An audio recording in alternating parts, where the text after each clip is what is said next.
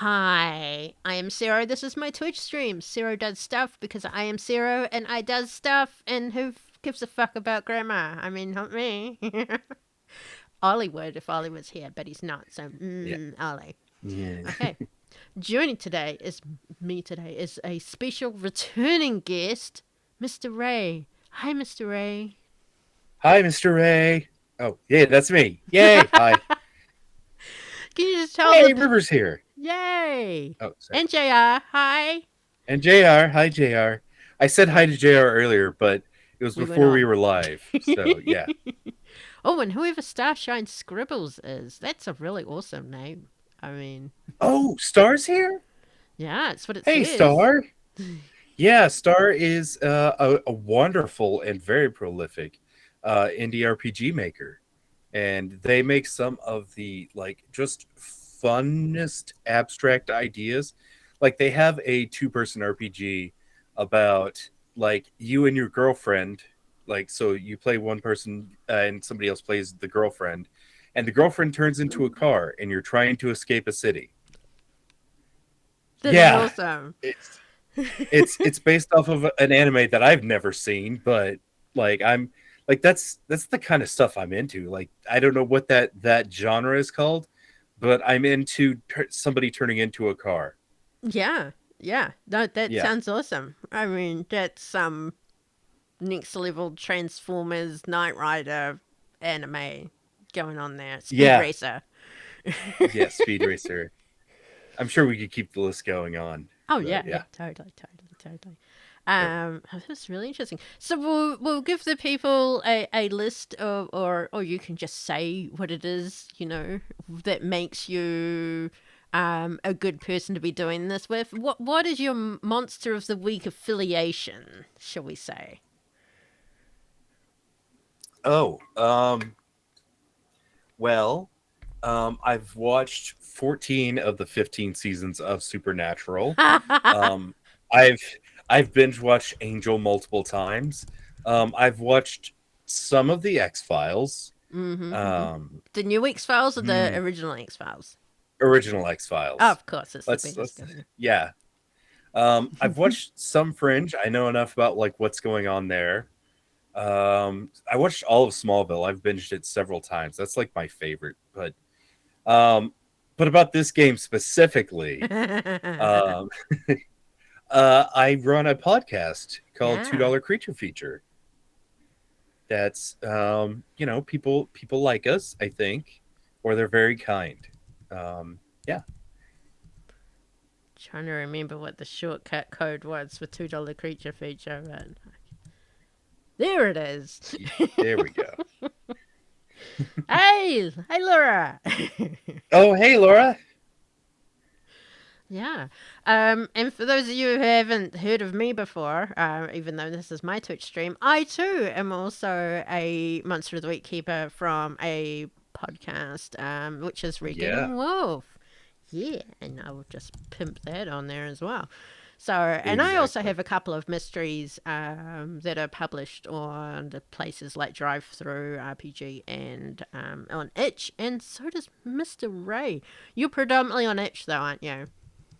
Yeah, yeah. I think I have one game uh on drive through, but like everything else is on itch because it's just easier for me. It's easier, it's faster.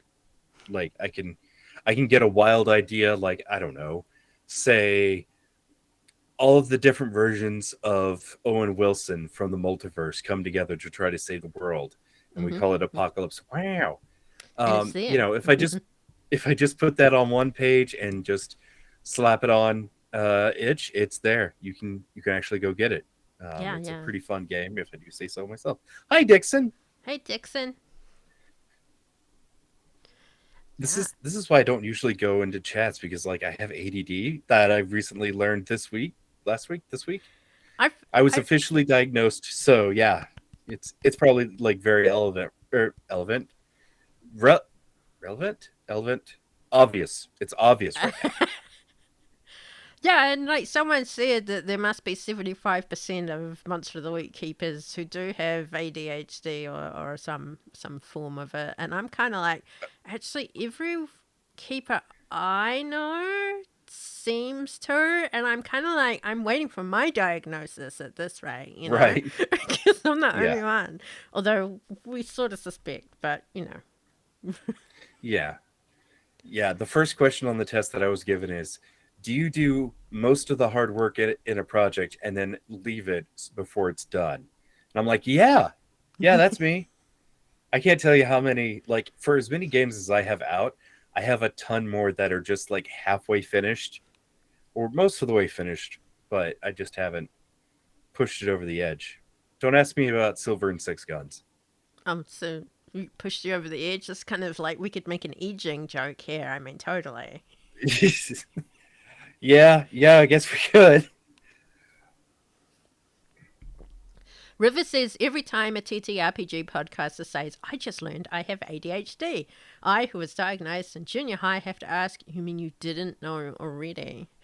Well, that's the thing. I Well, think it's a lot of people are learning that they are as adults because somehow we've yeah. slipped through the cracks. Yeah, this is why part of why I'm such a huge advocate for therapy and counseling. Um, so I started going into counseling last year, and I promise we'll get into the mystery here in a second, or maybe not. But like last year, like my wife, like with the pandemic and everything, like she was like, okay, we need to go to the therapy, we need to figure things out. And at first, I was very resistant because I was like, there's nothing wrong with me, I'm fine. And Mm-hmm. then I went and like they tested me on like the PTSD scale, and I scored like 20 points over what most combat veterans do. So like they score a Wow. 30, I score like 20 over that. Yeah. Um, so yeah, I got diagnosed with that. I have major depression, which I've known all my life. Um, and then I had high anxiety, which I've always known. But yeah, we got into it, and I found out that I'm not an introvert. That's just like part of having PTSD is wanting to self isolate and all of that. And I'm actually Ah. an extrovert, and so like I'm learning to deal with that and to be more outgoing because that's who I am. Like I enjoy being out there for the most part. Um, but yeah, so my wife got diagnosed with ADHD.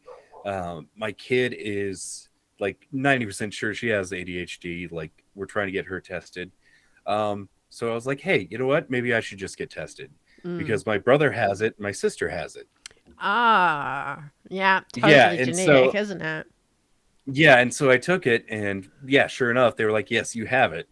And I realized to so this is all to say to get to River's question or statement that what do you mean you didn't already know?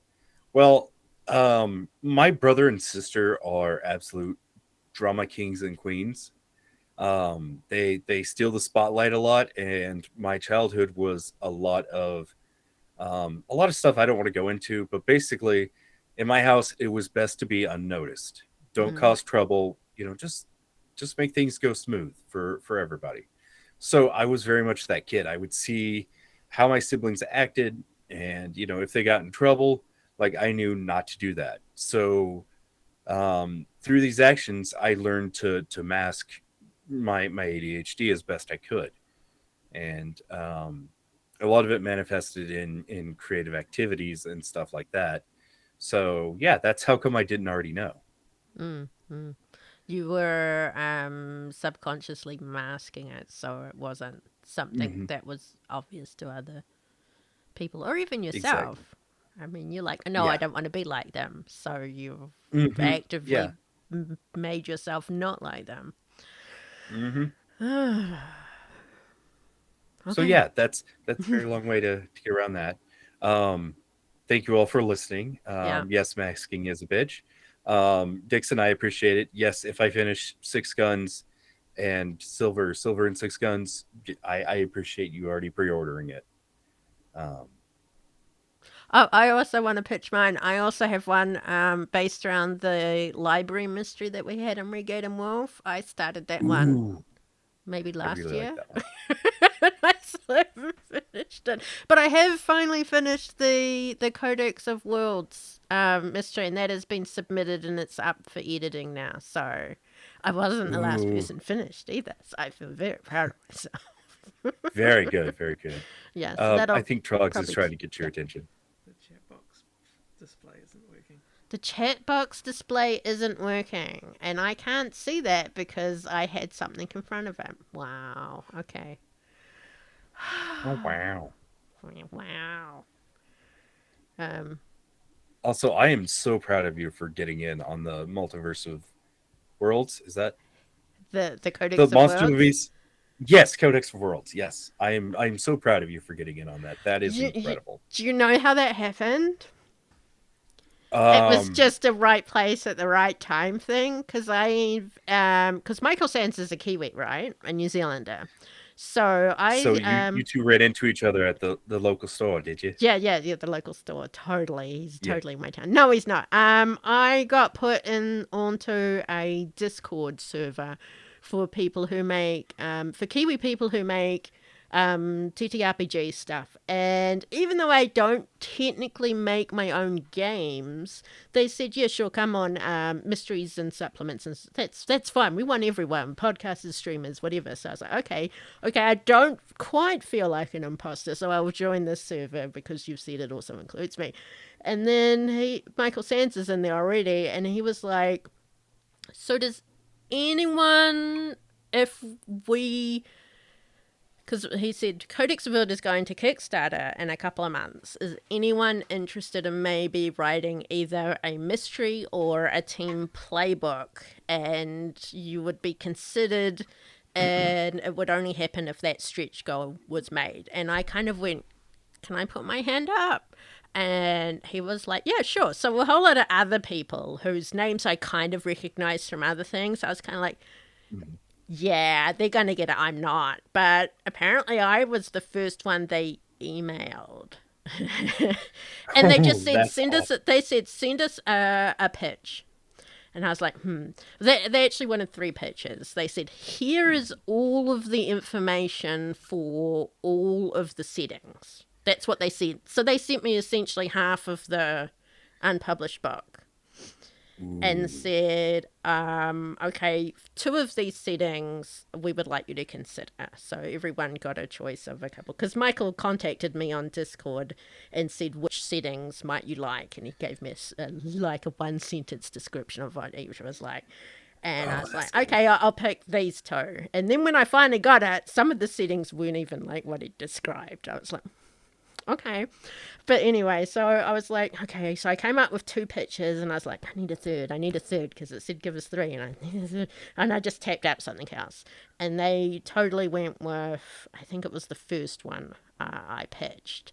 And that was it. They didn't want to, anything else. They said, okay, we just need a photo, we need a bio of you, and if your stretch goals met, we'll send you a contract. And I was like, That's okay, cool. okay, okay, okay. And then they put out a couple of stretch goals, and I'm like, I'm not in there. Maybe they're only doing a few at a time. And then the first non-Marek or Michael one, because Marek's his co-writer, was me. Uh-huh. I was like, holy shit. Yeah. and then it hit, like, almost immediately. And I was like, holy crap. Did I start writing it? No, of course not. I waited Oh, until after the contract arrived, which was after the Kickstarter had actually finished. And I've been sitting yeah, on it for, yeah. like months before I even started. Because I'm slack. Oh, But yeah. yeah. No, I totally don't know anything about that. Yeah, yeah. But yeah, right place, right time. So, and a whole lot of other people put their hands up, but I noticed not everyone was picked either because I don't know why. Maybe they just didn't get anything back to them in time or what. But yeah, I'll tell you Yeah. what though, I've read through some of the others that were submitted because they do an everyone email for all the updates that they're Hmm. doing. And Hmm. there's a bachelorette type one that looks really interesting. Ooh, It's so different. And that was ooh, the that's one that cool. I've been waiting to see. And I'm like, that's going to be really cool. I really want to see a backer kit or something, backer PDF on it because like I'm like already like I've seen some of the proposed team playbooks and I already have one in mind that hasn't been put up. and I'm not Oh, gonna say it yep, because fair enough.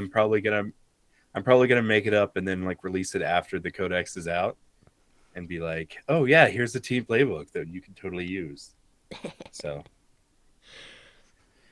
Yeah, I was all like, well, let's see. I'll wait for them to finish the Kickstarter, and I had all these ideas like, oh, I'll make some mysteries that include some of the stuff from the elements, and I'll be all like really on it, and I'll be really fast, and I'll be no, no. no, yeah, I know how that goes.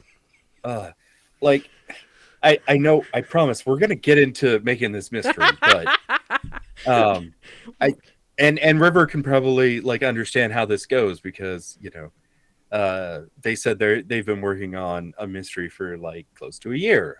Totally understand. The first one's always the hardest. Mm, mm, Um, but yeah, like so Cap and Ian got me in on Light Side way back in I think October last year. oh my god, that was ages ago. Yeah, yeah. Uh-huh. And I was like, whenever you want to play test, we can do it. And they're like, yeah, life's a little crazy right now, but well, once things settle down, we'll get at you. And Mm, they didn't get back to me until April. But like already like looking through the books, I was like, oh, hey, these things are missing. This is what I would want to play. mm-hmm. And um so I was like already planning to make extra playbooks. Mm-hmm. And I just didn't do it until yesterday. I think is whenever I finished 2 out of the 4 books that I was gonna do. So Yeah, yeah. yeah. And that's available on your itch, which we've already given, but I'll give it again if anyone Yeah. is interested. So the light side is a Star Wars, powered by the Apocalypse TTRPG, which Ian and Cap from Shrimp and Crits have recently released. It looks really interesting, and for those of you who are interested, myself and Alice and Cap and Ian are going to be playing it on my stream next week. So yeah, Oh, I'm you so jelly. can. I saw that and I was like, I want to be there. I asked people I hadn't asked recently to be on it, and I was like, everyone was like, Yeah, "Oh my no, god, that's I really want to be on it, but I have something else at that time, and I can't." And I was all like, "This is really hard to fill." But then Ian said, "Well, we'll bring Cap on because Cap knows what he's doing, and he helped make it." So I was like, "Okay, cool, that's fine, that's fine." We'll yeah, do that. that's cool. No, I totally understand. But yeah, just know whenever I saw that, I was like, I want to play. And you keep telling me I don't want to be on stream. I know. I know. I it takes like something for me to really want to be on screen Yeah, on we'll stream stream. because I'm very self-conscious about myself. Like I'm worried you're gonna see me like pick my nose or scratch my butt or something like that. Well, And we then, won't see you it's gonna scratch your butt. We'll just see you kind of lift up yeah, that's fair. I mean, or I may have done it 2 or forward. 3 Wouldn't times that by be? now. Yeah, Yeah. depending if Be you're like, left-handed or yeah. right-handed. Yeah. But yeah, no, I'm just worried people will see that and be like, huh, Ray's kind of gross, which I am. I mean, I'm a 33-year-old dude. I'm gonna be gross. We're all kind of I'm gross. I'm married. I have a kid that's going into high school, so I don't care anymore. I don't need to No, put on a show for anybody. So you got to make yourself worse to embarrass the child, right? I mean, they're at the age where yeah, you're oh going to be yeah, embarrassing. oh yeah, absolutely. She really gets embarrassed whenever I tell her that things are lit fam, and Oh, because that's that that's no longer cool, isn't it? Lit and yeah, I think it fam. just fell out of cool. Yep, Hmm. which is it. Because And that's not Zoomer speak. But we got to find yeah, out no, what now Alpha speak will be soon, right? yeah, right, yeah. I say stuff like, oh, dead ass, no cap. And she's just like, Dad, stop, please. Oh, big yikes! Yeah. I'm like, oof, Oof, I don't know. Oof. big oof.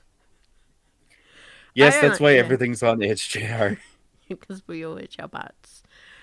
Should we get to this mystery thing? Like Yes, we should now I that mean, it's, it's almost been half an hour. We're finally getting there.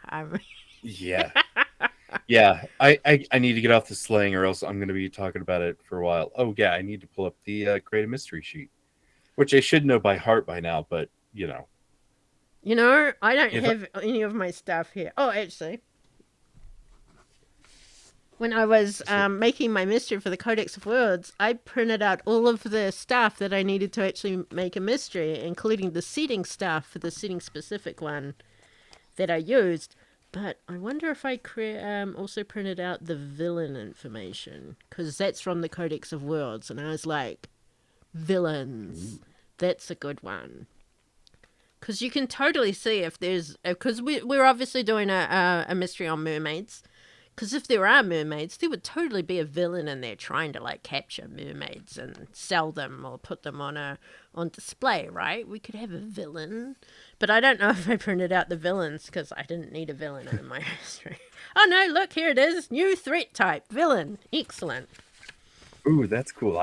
That's not what I had in mind, but I mean that's cool. I mean, that's not to say that they are the big bad. It can just Oh, they're add just something added else to complication. it. So yeah. Ooh, and that could work with my idea, Yeah. which I'll get to whenever we start. Well, technically, we are starting, but I'll just go through for those who haven't had a chance to look through all of the Codex of Worlds, or who haven't yet got it. That the villain types are schemer, motivation to increase their influence; sadist, motivation to make others suffer; narcissist, motivation to prove their superiority. Because you can almost like do someone's parent, could be a villain, because that's like really common, right? Fanatic, That's awesome. motivation to do wrong things for the right purposes. Tyrant, motivation to have subordinates and boss them around. Could be any employer, right? Taker, motivation to take what's not theirs. And it includes some villain moves. Do you want me to read those out, or you guys not caring? I love to learn new things about this game, so yeah. Okay. So the villain moves that they suggest is oppose the hunters openly with words or force, plot against the hunters, prey on the hunters, treat other people as tools. Oh, this is delicious. Express mistrust or prejudice, use their social standing against the hunters, pretend to be working for the general good, send goons to make trouble, destroy the wild. Because that one's in there specifically because of the setting that the new threat type was included in. It's an environmental setting. And be helpless cool. against powers of magic and the wild.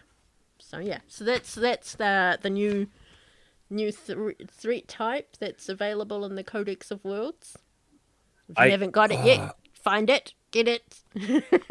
I really love that, because if you're running a long-standing game, a villain fits in perfectly for being that long-standing opposition, but Just not any the kind of main. antagonist, yeah. Yeah, That yeah. doesn't have to be a monster, Oh, that's great. but they could always be a monster. I mean, or Yeah, they could be they a say monster. humans are the real monsters. Mm-hmm. Yeah, that's a big theme in Angel and Buffy, is like monsters are bad, but humans are also just as bad. I think for Buffy, one of the main themes that Joss had was that it's like overcoming vampires was like overcoming your childhood and teenagerness and becoming an adult. So, because I heard James Masters say that something about why Joss Whedon had a problem with Spike sticking around past the few episodes he was supposed to be in, because it totally flew in the face of his theme. You can't keep Spike around and make Spike cool, because you've got to overcome Spike in order to become an adult, kind of thing. Yeah, and that's why he also didn't like Angel. Like, he was like, this is really wrong. Vampires can't be handsome, they can't be on our side. Yeah. But David Boreanaz just had a big head. That was just wrong. So technically, he may not have been handsome. I mean, David Boreanaz is so handsome. Don't even get me started. I think he's gotten better as he's gotten older. He grew into the size of his head. I don't know. I'm sorry. This Yeah, is he started out personal. as a Funko Pop. All right, Yes. let's move on. I'm not Sorry. Yes. I'm not yeah, I'm not making fun of him. I love David Boreanaz. Oh yeah, great actor. I just did not enjoy him as Angel. I was Spike all the way. Um, right. All right, Bones era, David. Yes, more than Buffy era. Totally. Okay. absolutely. Where do we start, Mr. Ray? Where do we start? All right. Um You're an okay. anonymous I am guapper. looking. That is awesome. Oh, is that what I come up as there? It's so fucking cute. Not that the audience can Oh. see it, but yeah. Oh, okay. Sorry, yeah. So I'm looking at the revised keeper reference sheet. Because this is just what I always go to whenever I want to do things by the book and not just throw a monster with, sometimes I'll admit, sometimes I'll throw a monster at somebody just with its abilities and motive and not even put down the health, because I just like to see how people like try to figure out what its weakness is and how to hurt it and just do enough damage. Yeah, and sure. and I feel like that really allows for a lot of interesting things just whenever you're playing out a game. But Spoiler. One of the monsters in my Codex of World Mystery doesn't have HP. ooh, there's a monster that Sam Richardson from the Pest Control podcast made up. Spoiler, it's an in-game monster and it has like 100 HP, something like that. Harm boxes. Crazy. Yeah. Yeah. Yeah. Okay. Okay. So, where do we Yes. start? Basic concept. So a cool monster from an urban legend or folklore, a loose end from a previous mystery, a problem for one of your arcs, take the plot from somewhere else and change some details, a place that would make a good place for a monster to lurk, is there something the hunters want to check out, and return of a monster, bystander at a location from a previous mystery. So the one I want to do is take a plot from somewhere else and change some details. Ooh. And I really hope the mouse doesn't find out about this stream, This because is Disney. yeah, Disney. Don't say the name 3 times. Because I want to take the Little Mermaid and do it backwards. Do it backwards? In Yeah, so terms of events or yeah, oh yeah. There's just a mute princess who wants to make a deal to become a mermaid, or she made a deal to go become a mermaid to be where the people aren't. I think I saw you mention that Yeah, online. I think I mentioned that in the Red Gate and Wolf chat, maybe. Okay. Dixon says reversular. Is that like sexy Cthulhu? It's like it's just got this curvy body with squid face going. Because I can be with that. I mean, I could be Meadow fine would with that. totally. Meadow's been there. I was gonna say Meadow's been there. Tap that. It's just like the Meadow would be just hang on. We've done this before. She made it to Squid Boy, Squid Man. Yeah. Ugh. I'm still embarrassed by that. There was like a 1 in 4 chance that her kid was gonna come out half squid, like something out of Men in Black. Anyway, for those who don't know, Meadow was an NPC on my podcast that very amorous. The more weirder, the more attractive. Totally into cars, even. I think she was what they call a trisexual. She'd try anything. Try anything, yeah.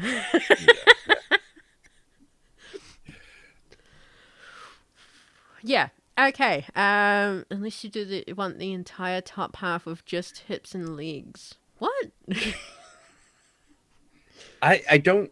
That would look No, like for your this reverse Ursula. with Yeah, with your legs. reverse Ursula. Yeah, I don't Yeah. know. I mean, Ursula's appeal is the tentacles, right? Either way, the tentacles are going to be there. With the suckers. Yeah, She's there for a good time. yeah, yeah.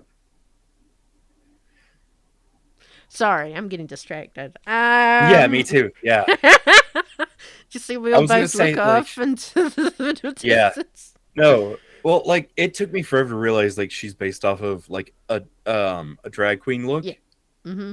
I and I think there was was a just like, specific one too, but I can't remember hmm whom. yeah, I can't remember who, but yeah, no, she just like I was always like, oh yeah, she looks like my grandma, and like because my grandma like talked like that and like very much had that kind of attitude. Like she smoked cigarettes a lot, and she would just like she had the hair that was like up like that, like Ursula's, and just Yeah, but yeah, they made her she. sexy, so that's sexy grandma, and you don't want to go there. I really don't. I don't know. Everyone's saying divine, so I assume that's the drag queen. Yeah, drag queen Yes. divine. Okay. Uh, So what are we starting with? You've told us okay, it's reverse Little Mermaid. right. That's the basic I mean concept. backwards Little Mermaid. If it's reverse Little Mermaid, then it's gender bending, right? Right. Yeah. Yeah. Yeah. Okay. So we're gonna take the plot from something else and change the details. So the hook, a clue that caught the hunter's attention. Um. Hmm.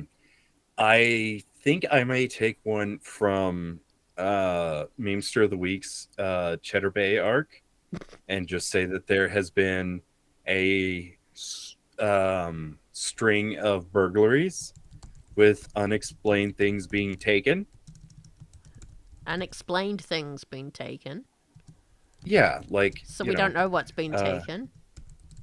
well, no, it's just odd that these things have been taken, like, forks and plates Are and of unexpected things being taken.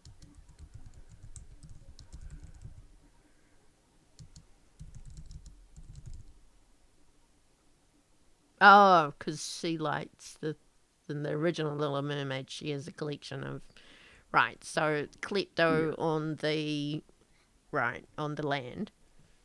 Mm-hmm. Mm-hmm. Dixon's got a good point. What's the actual conflict? Are they trying to stop her from becoming a mermaid? I think she's already become a mermaid by this point. Hmm. That's what I think. So has she gone missing, essentially? The mute princess has gone missing? Yeah. So, I mean, we could start it with there's been a string of odd burglaries Mm-hmm. and that the princess has gone missing. We should mute, right? Hmm? Mute. Say that Yes. she is mute. Yeah. Okay. Just typing notes at the moment. We'll space things No, that's out later accordingly.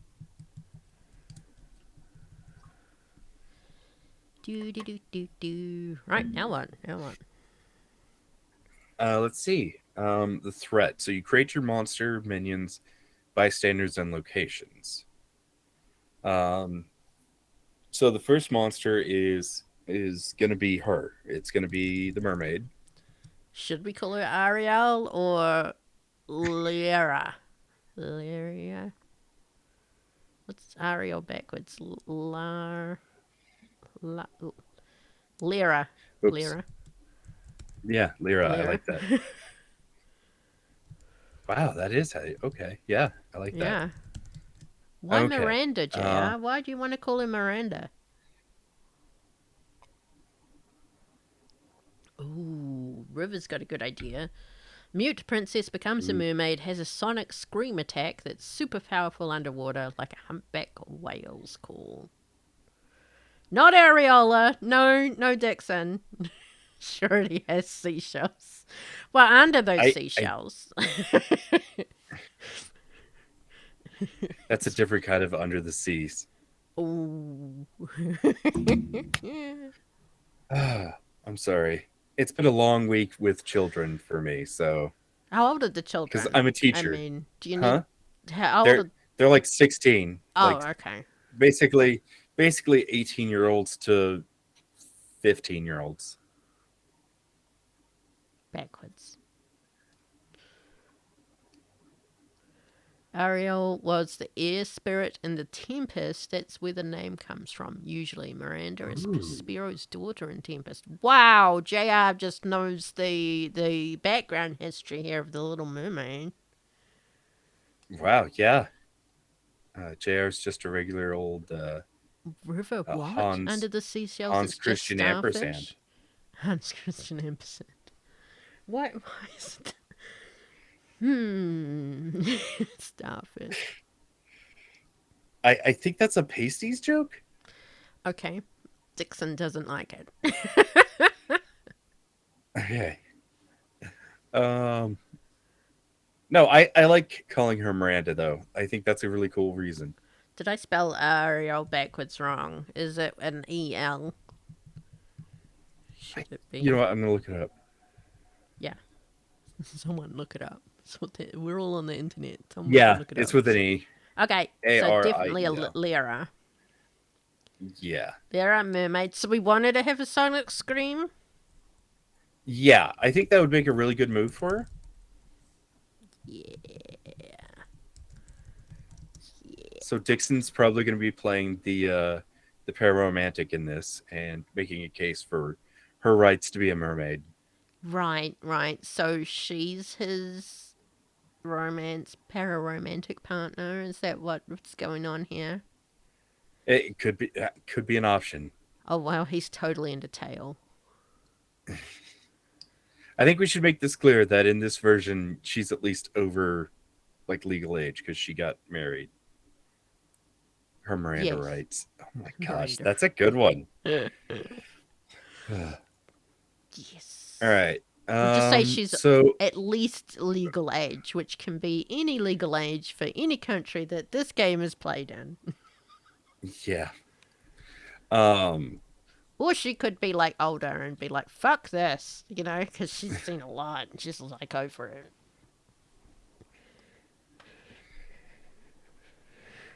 hmm. So before we get further, what are her motivations? Motivations. Hmm. That's a good question.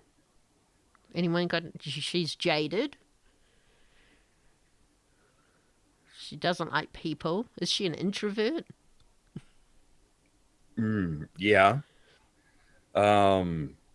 Motivations. Wow. So is she? I think looking at the list of monster motivations, I think collector might be an option to steal specific Ah. sorts of things. Yeah, yeah, yeah. Um, we could go with her wanting to, you know, reclaim the city in some way and trying to be coming up with a way to like destroy the coastline. But not necessarily the coastline. Maybe she wants to sink the town. Yeah, or the castle even. Oh, yeah, she's like, I need a fucking castle. So I'm gonna bring Yeah, my castle down to me. yeah. So I mean, that could be either queen or executioner, So Queen is to which possess and control, and and executioner is to punish the guilty. yeah, is she like jaded because of the environment and how people are treating it, or is she jaded because people just suck? Or I mean, the collector makes sense because she is collecting the things she might need in her castle under the sea. Yeah, I like That's that. why she was taking all of the yeah. Okay. I also like the idea of her having like minions that are based off of, like a crab monster and, whatever flounder's supposed to be, because that's not what A flounders look flounder. like. He was yellow That's and not what blue, Fox is. right? Yeah. But like all these different like creatures that are her minions that are just going on shore to steal things that she keeps trying to tell them to get, and they keep giving her just random shit like, forks and candelabras and Oh, just because things they like don't that. know what's. Right. Yeah. Okay. River's Yeah. got some ideas, and so it's JR. River says maybe Okay. she needs to collect certain items to maintain the spell that keeps her a mermaid. That's good. And JR says, no, she wants to get rid of things. Ariel collected things. Miranda has realized that none of it sparks joy. Sinking the town could give her a massive supply of items to maintain the spell or transformation. And then River says, all caps, oh my god, the seagull monster would be amazing and terrible. Jake ain't a fucking even thief bird with zero morals. Yeah, I think we're Yeah, gonna. I love that. Okay, seagull monster. Yeah. Gigantic fucking evil thief bird with zero morals. Well, it's not that he has zero morals. It's more that he does. Morals is a human thing.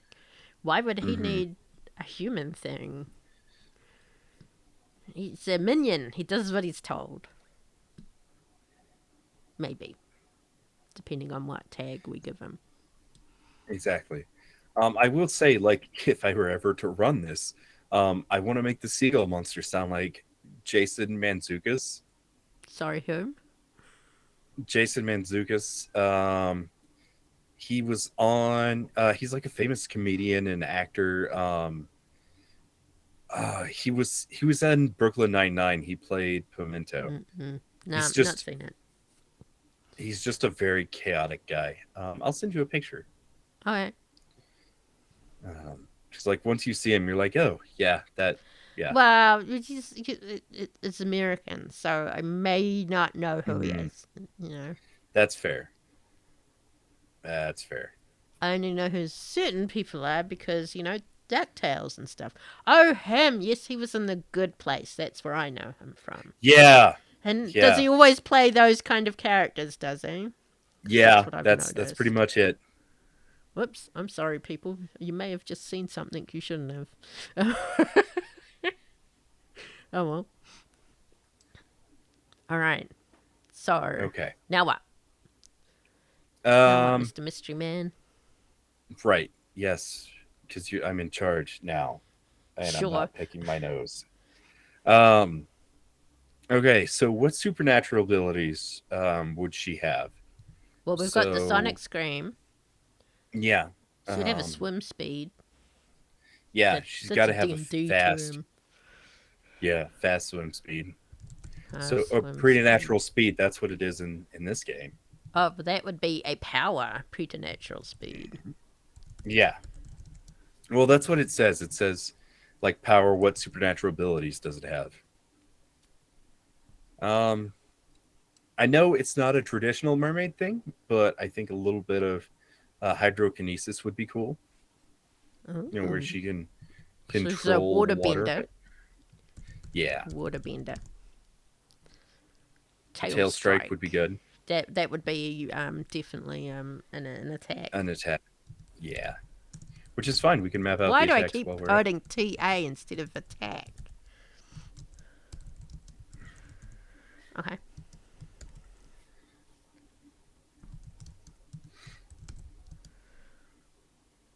Intimate close. Close. Ooh, Owie. ooh. Laura just mentioned if she's like a siren but hates people, a power that drives people away. Oh. So I like the idea of like I know like there's like if you do a high enough pitch scream, like it's painful, but if you go like low enough because they do this in horror movies, like it'll hit like a terror vibe naturally. Oh. So I think like she can hit both. Hmm. So Sonic Scream to injure and another hum. Maybe a hum. A horrifying hum to Yeah. horrify. Horrifying whale. Or a Wait. keen. WAIL. Yeah, I kind of merged the two words together. Now it's right. Yeah. Yes, JR, I have seen that wonderful episode of What We Do in the Shadows. I haven't. Love that whole season. Yeah, scary shark teeth. She could have a bite. Mm. I like this. The needle teeth, right? Yeah. That's definitely an intimate attack.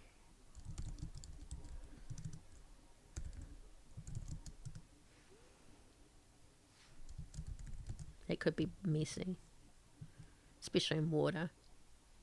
Yeah. I hope you guys like how I've described the attack types. Okay. I think for the tail strike, typically something like that, maybe 2 harm. Mm. And then like a bite is generally 3 harm because you got to get in close. Excuse me. Yes, because monsters tend to do between 2 to 5 Yeah. harm. Yeah. Yeah, and I think her sonic scream could be on that higher scale. Mm. And since it's a move, what would they have to roll to? When she screams at you under the waters, roll a plus strength. Like my gut instinct wants to say like act under pressure. Oh, does it? You think so? Um I don't think yeah, that would be clear but enough for the. Well, it does make sense that they would need to act under pressure, but the results of that mixed success. I almost like want to say like a tough save Yeah, I said because strength, but it's actually tough, isn't it? yeah, because it's kind It's of like, just the constitution of it. yeah, strength is body strength and withstanding. Yeah, Okay. River, I was going to say the same thing. 5 for the scream. Yeah. So on a 10 plus, And oh, you are sorry. Yeah, fine. on um River says the 5 damage, but even though it feels OP, but they're also new to this. I say like for the kind of character we're creating, it makes complete sense because like the mermaid's whole thing is they don't want anybody coming near them. Mm-hmm. So like having this long distance powerful attack is a great thing to try to keep, the Well, hunters that would be away. the horrifying whale part. Would be to keep them away. This is probably what they would do if they were like and they're getting, they've ignored that and they're still coming. So obviously, if it was a horrifying whale to scare them away on a save, they would probably be immune to the next one. Next horrifying whale, just kind of like the whole frightened thing for D&D. I Yeah. keep coming back to Yep. D&D because that's the main TTRPG Yep. other than the Monsters of the Week I'm used to. So Um, so on a 10 plus, you withstand the scream.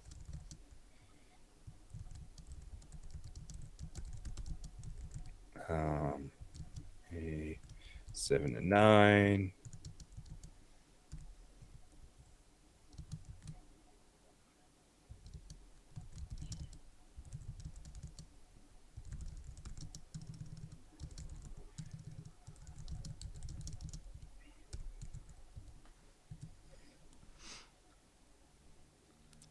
Dixon says for Scream maybe a weird roll instead. Interesting. Interesting. Which Scream? The Sonic Scream? Not the horrifying whale. Why on the Sonic or why weird? I could see that for horrifying whale. Sun? What sun? Going back up to what others Lord. have said, starfish could actually be mouth on a failed act under pressure roll. 7 and 9 impairs their movement, 10 plus dodges. If it's starfish. Did I miss something?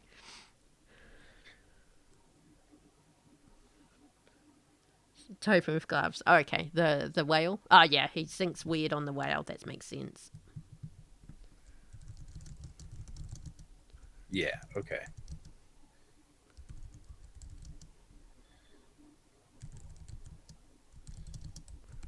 Ooh, keening. I like that word. Yeah. That's one of my insecurities about being a podcaster is, thinking of, how I describe things versus how like Quinn describes things. But Quinn, I feel, takes more time during the recording, having recorded with him. Oh, okay. See. He doesn't rush like how I feel I keep as a monster of the week. I'm just all like caught up in the moment or whatever, and I don't know what words come out of my mouth half the time. Whereas I think he's more calmer. He comes at things a bit slower, so I forget that I can edit out silences sometimes. Yeah, no, I get that. I I sometimes prepare like intros. I'll do that, but most of the time I sort of just improv, which I know you're big on the improv method too.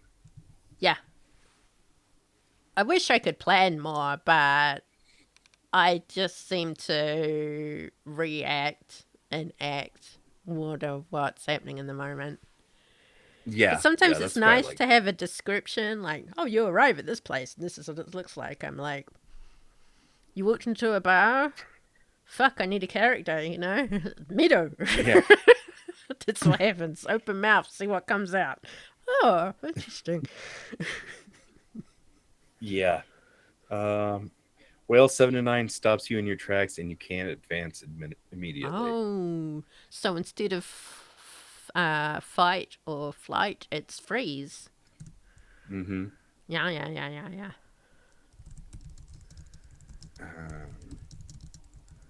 Ooh, yeah, I do like that.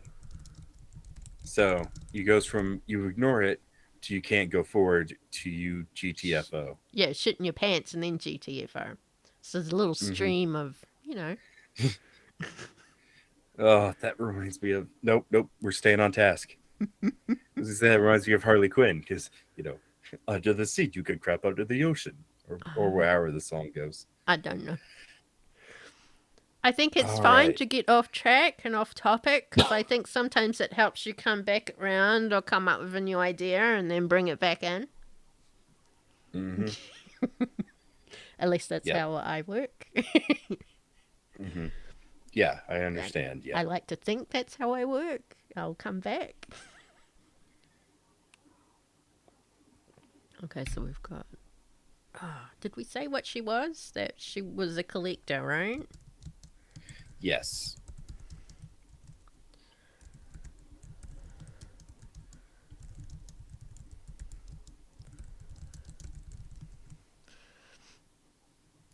Yeah. All right.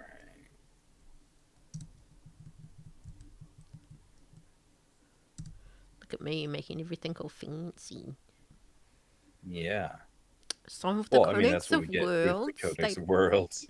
They provided me with a template, so that's what I used. Um, But I added that's italics for things like go to this page in the Codex of Worlds for more information on this.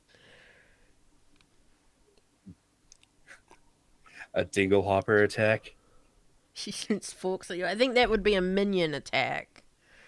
She Yeah. wouldn't want to give up her collection, but her minions are like fling.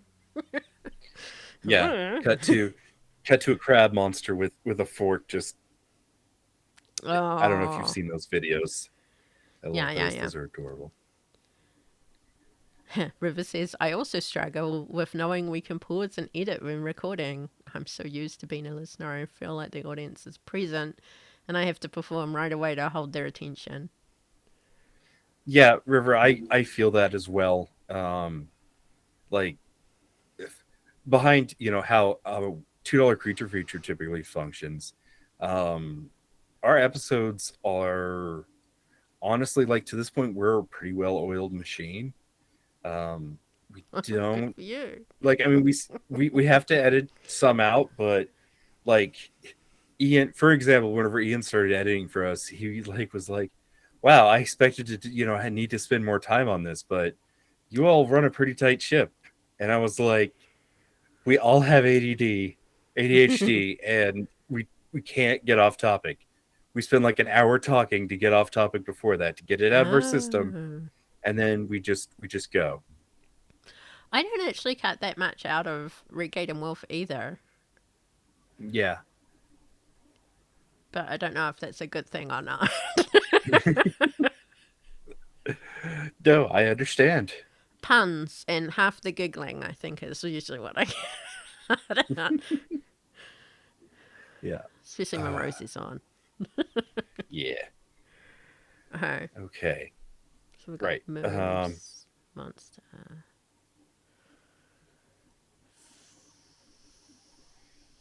What I did you almost want for don't water think. bending? Yeah, I was thinking about that, and I kind of want to leave it a little ambiguous, so a keeper could just take that how they wanted to, because it sounds like it's more of a situational thing. Mm. So they affect the flow of the water or direction of the water, that kind of thing. Mm-hmm. Or, Yeah. spit them out and the water goes flying up in the air. Okay. Yeah. Yeah. Love that. Yeah. Um, So we've got 2 moves, 2 powers, and 2 attacks. That sounds pretty good. yeah. So what is her Weakness? weakness? Yeah. Yeah. What's she vulnerable to? Well, she's she can obviously breathe air. What? Oh, that's disturbing. I was going to say she might have gills as well, so she can breathe the water. I like that. What if you shoved things in her gills to stop her from breathing in the water so she drowns? Are you okay? Do we need to change Yeah, what this podcast is? no, I was like, this is disturbing, but I'll share it to see. I'm sharing it to see if it sparks ideas in other people. Okay, this is probably what not to Sparks do. is a good word, because Dixon said electricity is always good. Yeah. Okay.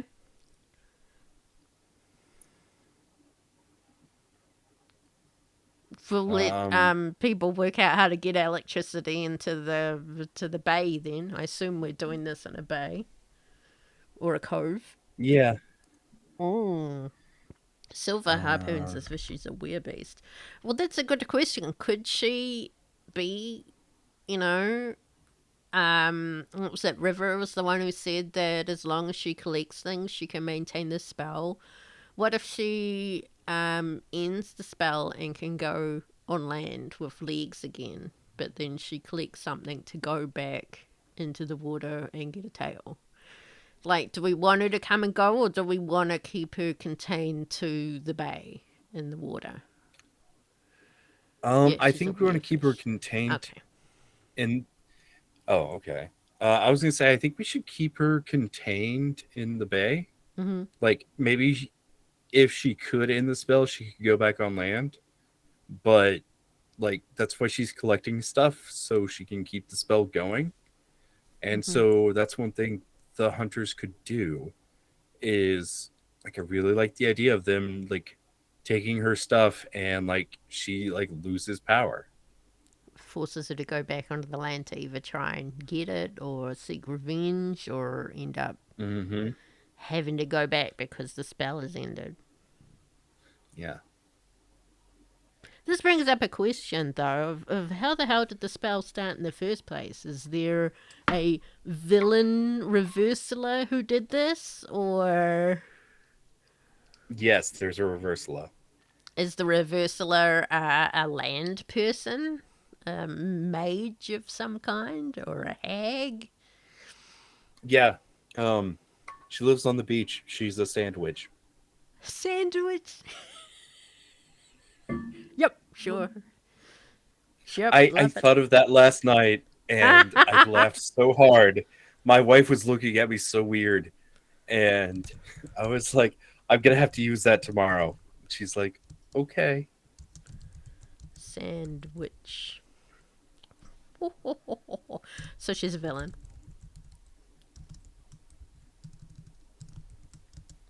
Uh, Dixon wants to know, is she the only person who's done this, or are there other missing people?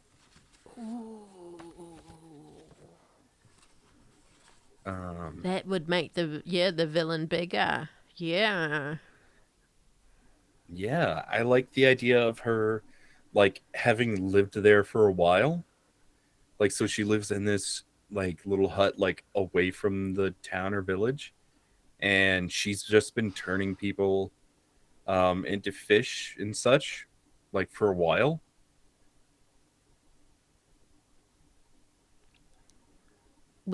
What kind of villain do we think she would be then? I'll read them out again. Schemer to increase their influence.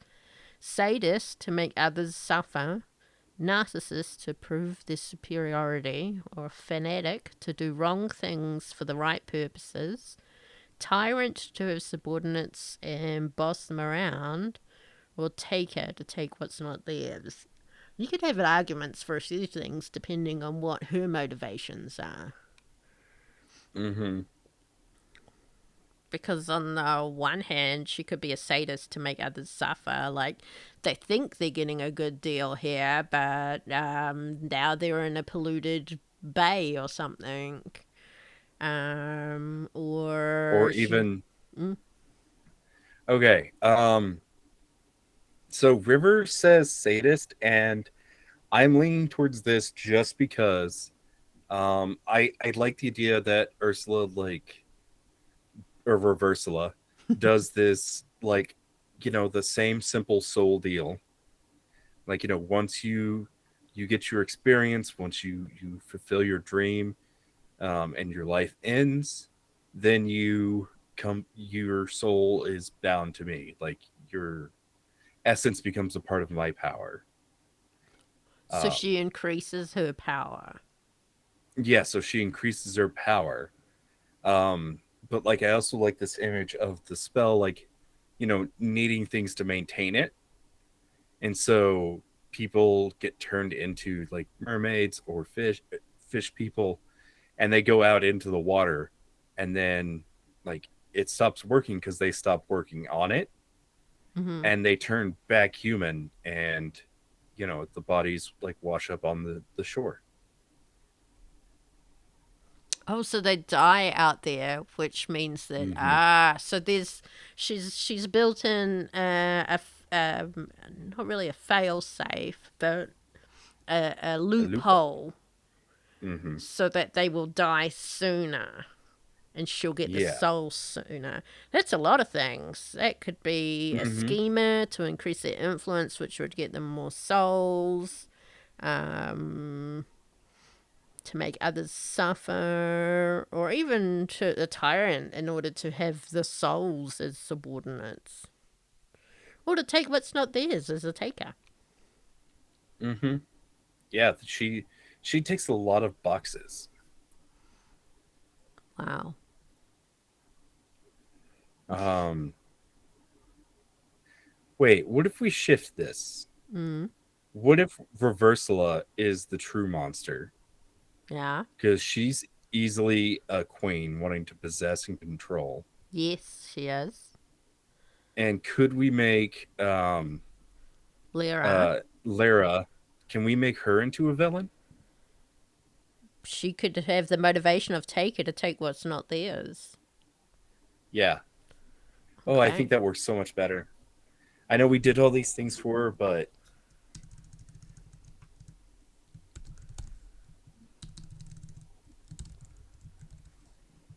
It would also muddy the waters for the hunters as to what is really going on oh, here. Ha ha ha ha oh ha. yeah.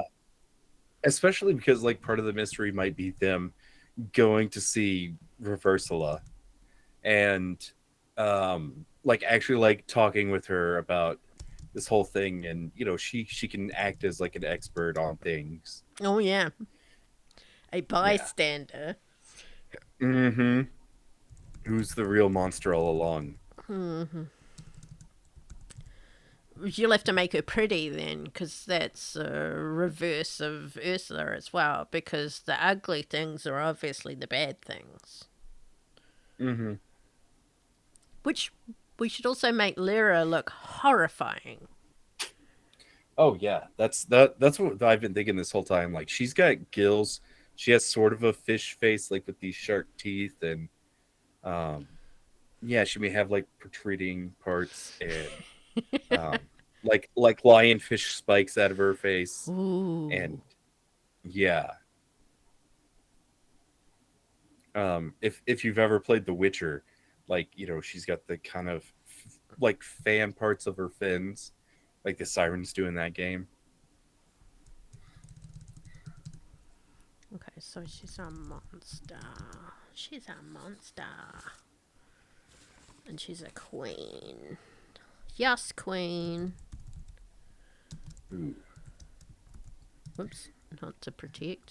JR says that Ursula isn't a villain, but she's trapped in a contract deal with Lyra. And then River says, "What if the mermaid is one of the only people who's figured out Ursula's plan, and Reversler wants her dead now that she can, so she can collect on the soul she's due." So like, L'Oreal's figured out the loophole, L'Oreal. and Sorry. yeah, L'Oreal. Um, Yeah. Lyra. Yeah, sorry, I don't have it right in front of me. What if But yeah, Lyra's Ursula figured out. hires the hunters to kill I love it. L'Oreal? Yeah, yeah. I mean, it could be even like they've spoken with the prince, and he's like, "I just want you to find my love." And Versal's like, "I know his love. She's an evil, cruel. All these things. Um, the kingdom's better off without her. You know, I'll give you, this forbidden knowledge, like, if there's a hex in there or something like that, some sort of temptation. I'll give in whatever you would like, and if you get this done for me." So even then she's like putting them under her control. Yeah. We could also make the temptations. We could list a whole lot of different temptations and suggest which playbooks might take those temptations. If we wanted to get down into all the little details. That's Oh just yeah. something I would think of, so yeah. Yeah, yeah. I love it. Into fishes. Um,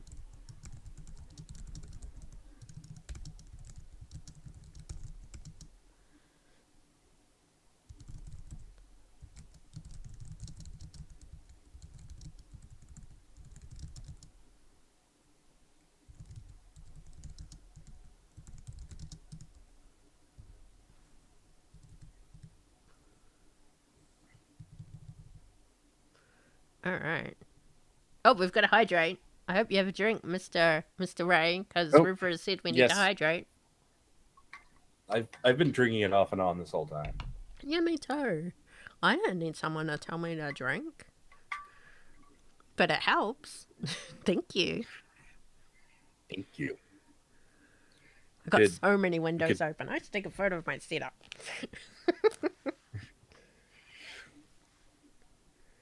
should make a drinking game. Every time we get off topic, we have to take a drink. Only works if you're an alcohol drinker, though, right? Or did you I mean, mean it not could work with alcoholic? water. Yeah, Yeah, it could there's work water with in water. alcohol. I'm not Sean. I don't get drank, which is what we call it when he gets drunk and texts badly. Yeah. Mm-hmm. Oh, look, he I just have said seen that. quite so. I'm not sure what he says quite so to, because he never refers to what it is he's replying to, and it's so fucking annoying. Yeah, like, you'll be talking and then like get off topic, and then he'll just reply, "What?" Oh, he just says what anyway. And it's Yeah. reference to what That's- you were talking to him before and left a message for, but you can't remember what it is because you've left him 50 messages. And you're like, Uh-huh. what one are Yeah. you replying to? There you go. I Vodka think. means water in Russian, supposedly.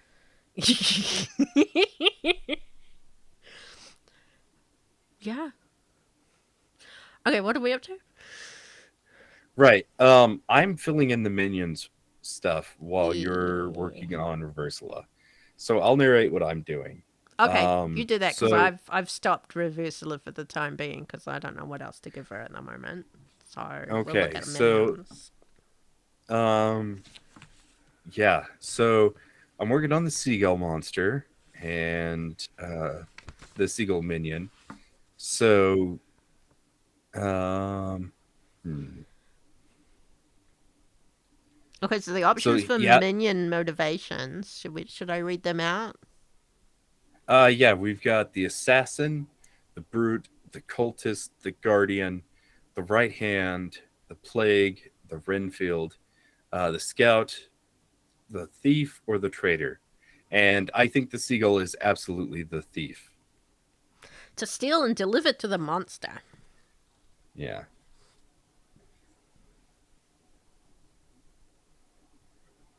I totally know how to spell thief. Hmm.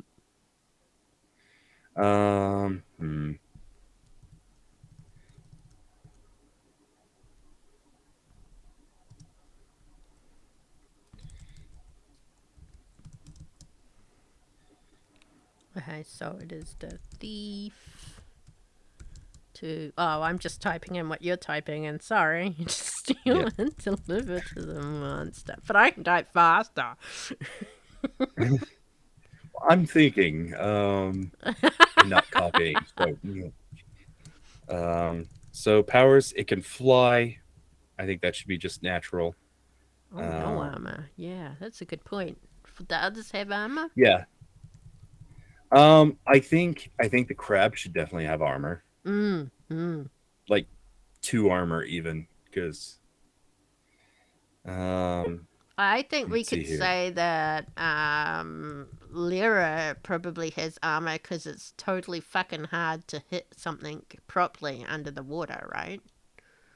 Oh yeah, I like that. I like that. We'll Yeah. spell it American just for the Americans as well. So what, 1 armor or 2? Um, 2 armor. Because I don't think we water. gave her health, so No, we didn't. But you were saying that you don't usually do that for your minions. yeah. Okay, what are the people saying? How to spell a thief? Silas. That's from Laura. Thank you, Laura. River says, should the crab have shiny armor? If we're gonna piss Ooh. off the mouse, may as well. Oh, I was like shiny. Oh, shiny. Okay, okay. Easily one of my favorite characters. Okay, I'll say so now, but I've not actually seen The Little Mermaid. Not in its entirety. I'm sure I've seen little bits and pieces from here and there, but it's one of those Disney movies I haven't seen. The first 2/3 of it is great. And this is my controversial take. I think it really falls apart at the end whenever like Ursula gets a crown and turns massive for no reason. And like Turns just massive. yeah. Yeah, she just becomes huge. And so Okay. like the last scene is like King Triton is like turned into like a shriveled up like, nematode or whatever. And Prince Um. Eric is sailing a ship or and like Ariel's like trying to fight Ursula, like turning it. I don't even remember how it ends. I know that they like stab Ursula with the ship, Like they just run the ship into giant Ursula. I think they just like made her huge to give Eric a purpose in the third act. I mean, otherwise he's just, this object of obsession. And, we can't do that to the men. I was going to say, yeah, you can't do that to the men in a Disney movie. Yeah. Yeah. Oh, I was watching something, was it yesterday, where it was whether it was one of those React channel things on YouTube where they had to say whether a state law was true or false. And one of them was that in one state that a man has to get the permission of his wife in order to wear dentures. And one of the guys said, I think this one's false because there wouldn't be any laws that would restrict a man. And he was right. And right in a sense, because the actual law was that a woman needs to get the permission of a man in order to wear dentures in that state. Okay. That's interesting. But it was interesting that this young man was very aware that laws on the bodies of men, aren't happening in America, but they are happening in America for women. So, yeah, I think it's great that he was aware. Yeah. And shared that information. It's very nice to be aware of that. Boy, if only we could do something about it. Yeah, I mean, kill all the men. Let's see. JR says that Ursula turning giant is because she has the trident and all the magic of the sea, and she uses the magic to enlarge person. But it's also a metaphor for her ego being her undoing. It's also kind of a reference to Call of Cthulhu, which I totally get. Well, you got to have a big giant kraken lady, right? Yeah, you do. I mean, crack-a-lackin'. I could just hear you go, sit on me, Ursula. I'm bad.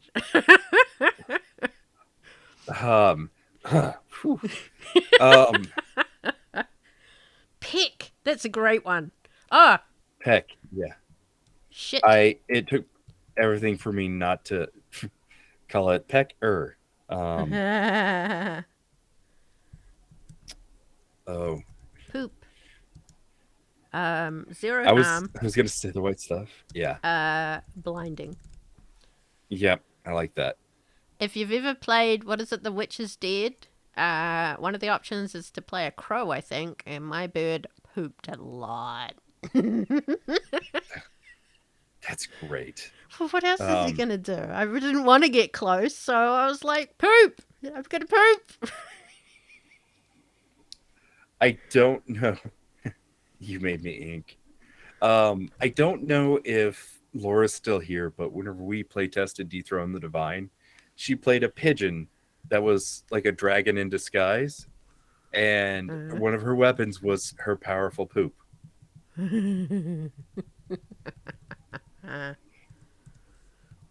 Just cracked me up so much. Oh, thank you for formatting that. Sorry, I can't help it. It's this perfectionist in me that means I never get anything finished. Oh, Dixon says the Finding Nemo references. Oh, you made me ink. And I'm kind of like, well, now I know where, what's his name got it from the Keeper Retreat. When he said, she made me ink, or I inked myself, or whatever it was. I was like... Yeah. I'm so glad he went along with it. Sea bass. Ooh. Yeah, short for Sebastian. Oh. And a lot of anime I've noticed where there is a butler, they're often called Sebas, short for Sebastian. And I'm like... Yeah, I think it's a reference. Yeah, it must be. And honestly, like, when you watch Little Mermaid and you just look at Sebastian's position, like, yeah, he's King Triton's like head of his musical choir. But then like he's also sort of like his right-handed advisor. I just I think we should have paused the movie, and I want to spend like a good 10 hours understanding how the political system of, the underwater Atlantis with King Triton works. We'll give him a conductor power. Kind of makes him sound electrical, though, doesn't it? Um, Mm-hmm. I mean, someone's got to sing, right? What's the opposite of Yeah. singing? Um, Silence? Mime. Interpretive dance. Mime. Interpretive dance. Crab people. Crab. Well, the crab people. would get really annoyed. Oh, you're saying the crab Yeah. would do that, not the other people. Okay. I would like to do Okay. another Keepers of Retreat, but I have to finish listening to Shrimp and Crits before I can tell whether or not all of the characters will be available still. No one spoil it for me. I'm like 7 episodes behind still. What if you made him required for the Sonic Scream to happen? Ooh. I think you mean... I'll just type it in. Required. Oh, ho, ho, ho, ho. Which is pretty good because I'm only going off what you told me was the conductor of the choir. Mm-hmm. Lips zipped. I get a feeling in order to do this, how would him being around help with the Sonic Scream? Do you have to blow through him or squeeze him or... You could definitely tell that we did this together, because one of the requirements to do, an innate attack is that you have to blow through someone. Blow a fish. Yep. Mm. Blew some fish. God, it was right there. Oh. You're probably good Bye, at Laura. seeing the scales. Bye, Laura. See you later. It'll take me a while to get through Shrimp and Crits. I'll suddenly do a binge and then I'll be like... then the night before, like the Q&A, I was like, oh no, I've got to listen again. Night before the final episode, oh no, I've got to catch up. Mm-hmm. Okay. Dixon says, or it's only 3 harm unless you kill him because she goes horribly off key. Okay.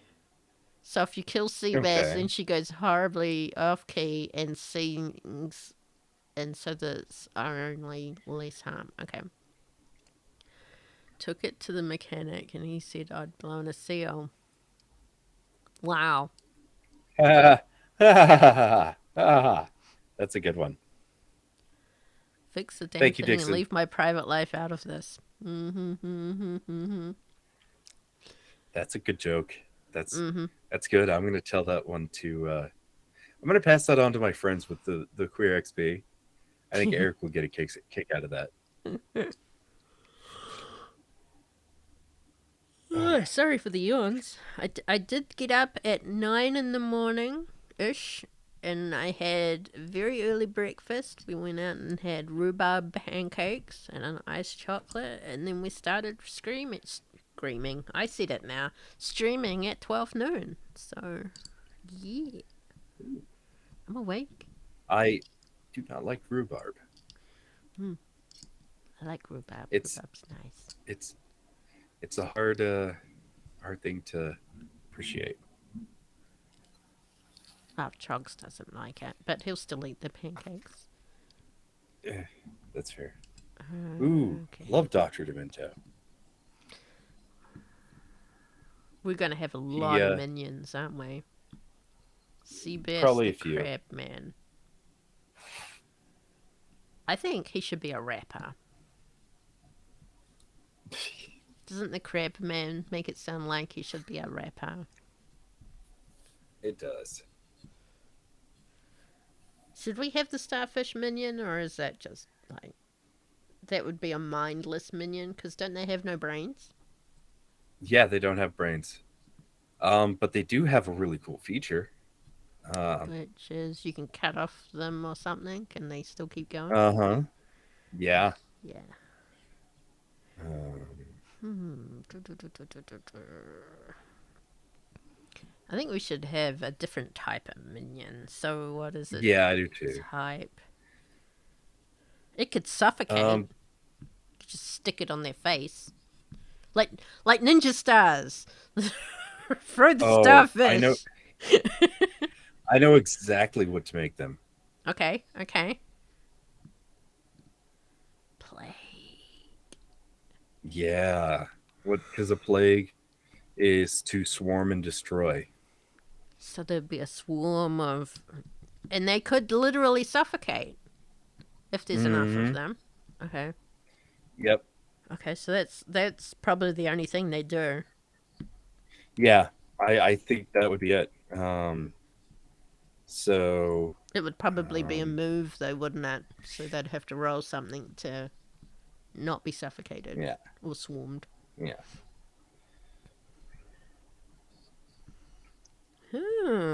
Sometimes, I don't pay attention to what it is I've read, and it says the minions, the suggested harm capacity is normally 5 to 10 harm to kill it. But I've seen ones that, especially in the Tome of Mystery and stuff, that are down to like 3, and I've definitely had minions that were like way under 5. Like Oh yeah. one That's hit wonders, basically. oh yeah. I love just little goon goobers that like hunters can just kill in one hit because it makes them feel so strong.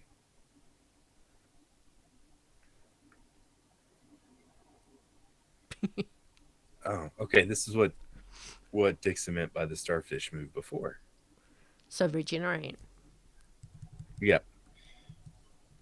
Um, yeah. I'll go ahead and write this part.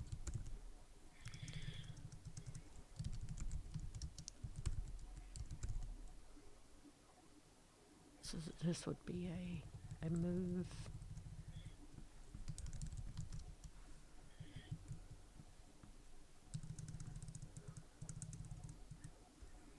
Maybe suffocate move. I don't know what to call it. If a starfish is killed by a blade weapon, it regenerates and duplicates. Oh, it's like is it an ooze or a pudding that does that in Mm-hmm. D&D? Yeah. I can even remember which one it is. Yeah. So Yeah. electricity would be a good way to kill it, wouldn't it? Or bludgeoning. Mm-hmm. Yeah. Magic. Oh, Um, Glad River? River's having fun yeah. watching this. It's helping them figure out how to write a mystery. Oh, good. That was the whole reason for doing things like this.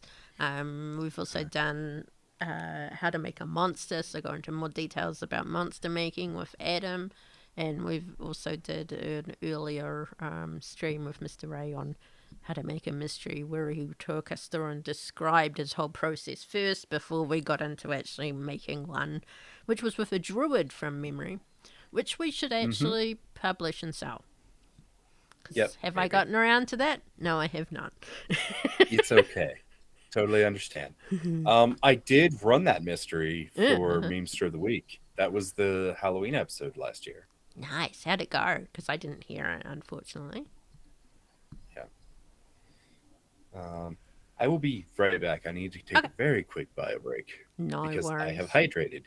Yes, that's the downside of hydrating. So, Dixon, I'll put that in. So, what do you think we should roll?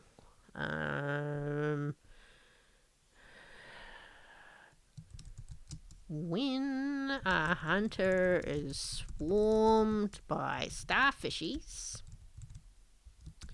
roll plus. You reckon act under pressure? Act under pressure is what? Cool? We'll just say cool. Roll cool. I keep writing one, the word one, instead of on a 10 plus. You swim out of the way. from 7 to 9.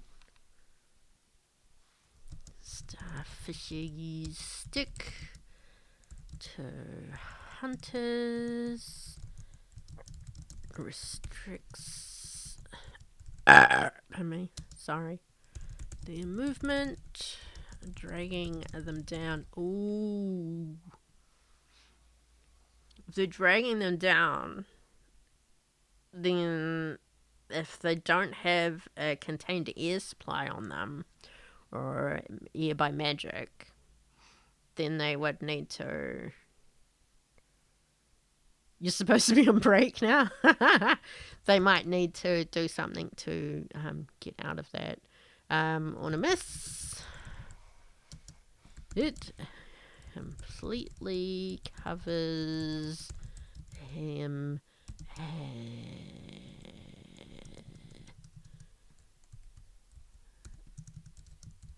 their mouth. They can't cast or speak. You back Okay, I'm in, back. Mr. Ray? Yep. Okay, I Yep. can hear you. Sorry about that. It's alright. Shrugs, if you're still listening, make sure you can hear Mr. Ray. I don't know if he's got his headphones Can you on hear me while now? he's going around the place. I can hear you. I just want to make sure the Okay. audience can. I see. should. Yeah, I was gonna say I see my little talk thing is up. So Dixon hears us. Okay. Yay. So the move for the swarming of starfishes, two of the options implies that there could be difficulties, further difficulties for the hunter. So it could restrict their movement, dragging them down. And I was saying that if they don't have contained air or magic air, that could cause a problem. And on a miss, if it completely covers their mouths so they can't cast or speak, that could also suffocate them, which could cause a problem as well. So Dixon's saying a 0 harm move for the... So instead of suffocating, it is more of a restricting thing. Okay. Yeah, I like restricting a bit more. So instead of dragging them down, I'll get rid of dragging them down, so it doesn't imply they could drown. Because they should, in theory, still succeed. On a miss, it completely covers their mouth.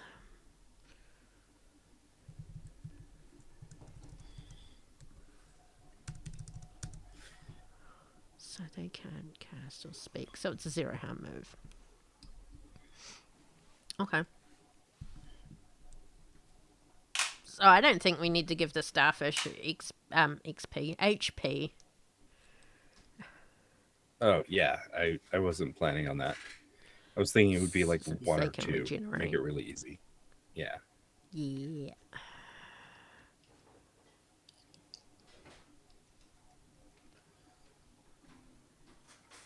All I can imagine are the cute little pink starfishes from Finding Nemo just going... See, all I'm thinking of is I'm thinking of Animorphs, where like Rachel becomes a starfish and gets cut in half, and then you read interesting books as a young adult and child. Yeah, oh yeah, these were kids' books, and they were basically the whole message was war is bad. It fucks everybody up involved, and animals are pretty cool. Oh yeah. yeah, Oh yeah. Message. Oh yeah. K. Applegate is an incredible author, an incredible person. So if you're looking for a great childhood series by somebody who loves and supports libraries and loves and supports trans folks and has a trans child themselves, I tout K.A. Applegate because she is like a zillion times better than the turf wizard lady. I like that. Turf wizard. There we go. There's another monster for later on. We've got to do a turf wizard. Yeah. Make a note somewhere. Mm-hmm. Okay. Because I remember watching a documentary that Trogs was watched with Trogs, and it was about early. I don't know if it was specifically early computer games, but it was computer games of a type. Trogs, are you there? There was that one where it's been lost. The creator of it doesn't have a copy of it anymore. It was the one where it was um it was a queer game, and like you punched Nazis and stuff, and you were attacking anything that was anti-queer. Yes, you vaguely remember this. I don't remember what it was that we watched, but yeah, we often watch a lot of things about computer games and the like, and the history of them. Because we've also seen the Teachers movie, which I can also recommend. You don't think it was a documentary? I think it was. It was because they talked to the guy who created it, and a number of other creators for things. It might have been about all of the demo games you used to get on disc. I don't know why I'm thinking it was that. I can't remember. But yes, if totally slightly unrelated. If haven't seen the Tetris movie, see that. Toto played a game Teachers? like that. Yeah. Tetris. Yeah, there's a Tetris movie, but it's Tetris. Oh, sorry. I thought Yeah. you said teachers. I was like what I do, or and I do play Tetris too. No. So I guess The Tetris movie is pretty good. Not really. That one's not really a documentary. It's more a Gay Blade was the name of the game I'm talking about. Totally unrelated to Gay Tetris, Blade. but I yeah. love it. Yeah. Was that in the 90s, Trogs? I can't remember. Now we've got a Wereshark. Yeah, because there was a shark in Little Mermaid Of that course. she encountered at the beginning. So, So we should um, encounter it at the end. uh, yeah, I was gonna put it as a right hand. So, um, No, these are the minions of the villain, we should point out. Does Reversala as the monster need any minions? yeah, that's what I was gonna use the were shark for. Oh, okay, yeah. I guess the Wereshark would help her kill the weird, not the weird people, the fish people that she's made the. Mm-hmm. Yeah. Yeah. So should I put the were shark under Reversala? Yeah, I'd say so. Okay. All right. Um. Oh, Yeah. there we go. Trogs has found it up. It's on the Netflix's High Score TV show, which I think I recommended to Dixon a while ago. But I think it was 6 episodes, and I think I really only liked the first few episodes. Then it got into stuff like esports. So it was kind of like the history of gaming. Okay. Right. Which is interesting because it went right back to when they started with text adventures. So it wasn't as in depth as some of the text adventure documentaries we've seen, but it went right back to how they created that. And there was also mention of how they used Dungeons and Dragons as a way to inform their game creation and stuff like that. And I found that the developer stuff right at the beginning more interesting than the stuff at the end, which was esports. But it was all stuff like, and then we went to Nintendo, and Nintendo did this, and I was like, oh. So there's a whole lot of subtitles you've got to read because people are talking in their own native languages and stuff. Cool. Okay. We should probably finish up Reversala Yes. and then do a countdown. So Revisor obviously And has magic. yes, absolutely. It's been so long since I've made a monster.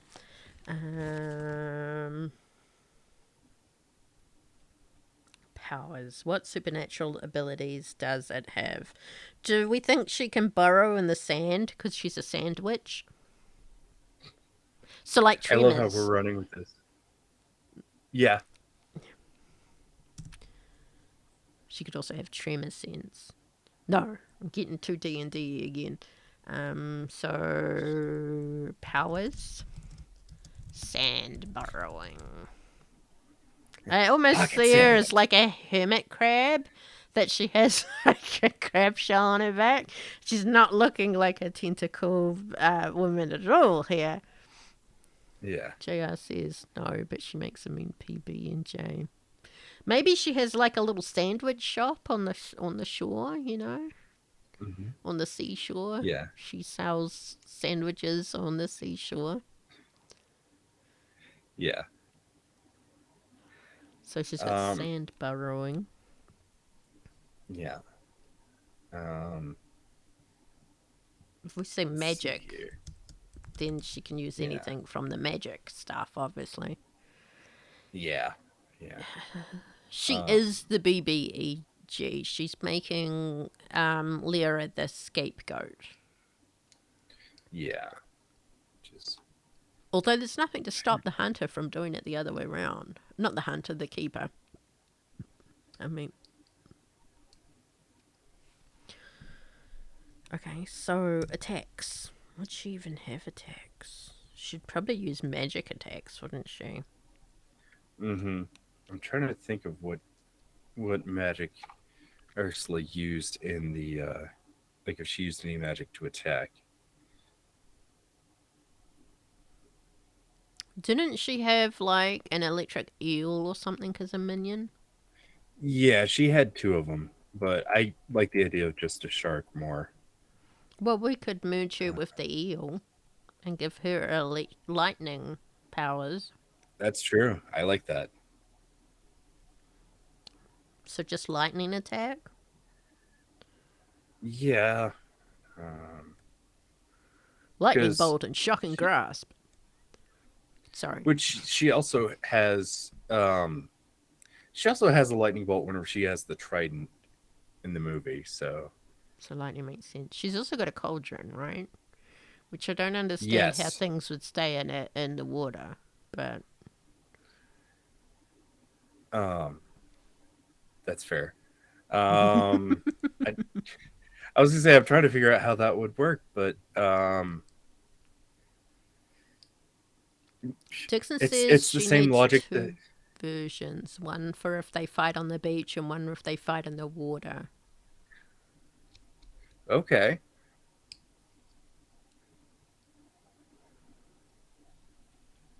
Was she going to get giant too? Yeah, I think she should get giant if she gets into the water. Ah. Okay.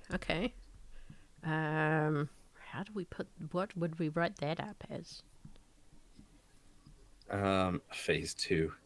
Phase two, Um, yeah. okay, so let's see here. What I did with one demon in one of my published mysteries was I had different monster blocks for when it was in different phases.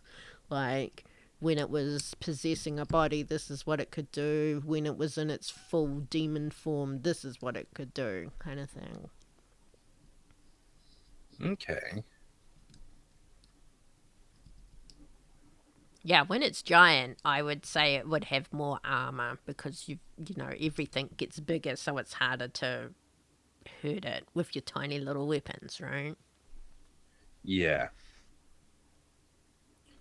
Um, yeah. Bless you. Thank you. Um, Apparently, I was releasing demons. That's what sneezes were originally thought to be. That's why people told you bless you, because you just expelled a demon. yep. I've heard that. Let's see here. Dixon has said maybe only getting giant is available if they hit midnight on the countdown. That's a good point. I like that. Yeah, I like that. I'm gonna build a stat block for that real fast. Okay. Um,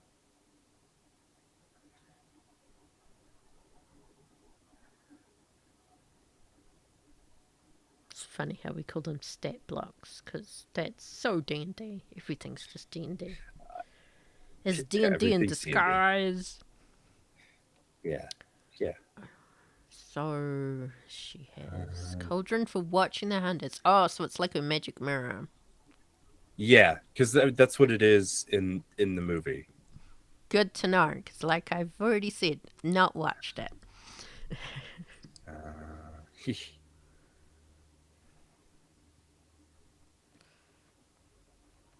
Yeah, River, this, the whole demon expelling thing was something I'd only just read about recently. So I had heard about the whole keeping your soul in. Mm-hmm. So I wonder what it would look like if your soul did go out when you sneezed. How would you Well, know? that's what it was. They thought like your air controlled your soul, and whenever you sneezed, a portion of your soul went out and left a void, and that's when the demon could jump in, and that's why you say bless you. So if you have a soulless body, that's when the demon Can jump in, can occupy and that's it. how you get possessed. So where does your soul go once you've sneezed it out? It's just out. It's gone. I guess that's how you turn into a will-o'-the-wisp. Ah, yes. That makes sense. That So then there'll be wisps. Yeah. See, we've just made another mystery. Exactly. The sneezing man. Yeah, someone around the demon that jumps in when you sneeze, and your soul becomes a wisp in his minion. There we go. And then there's a Yeah, turf he runs around wizard. with a pepper imp. Yeah, goes around with pepper. Bath. Actually, I was thinking about what I could do with Steve the other day. I was like, why didn't I think Yeah. of that sooner? I'm not telling you. Uh-oh. Yeah, River, I was thinking that too. People with allergies must be just chock-a-block full of demons. I have so many demons inside me, and it explains a lot, but I don't get anything done. And when people bless their soul, he couldn't marry her. What? That's why Warwick Davies' leprechaun tried to make girls sneeze to steal her soul and force her to marry him. Oh, okay. Random. So he just wanted her body. That tracks.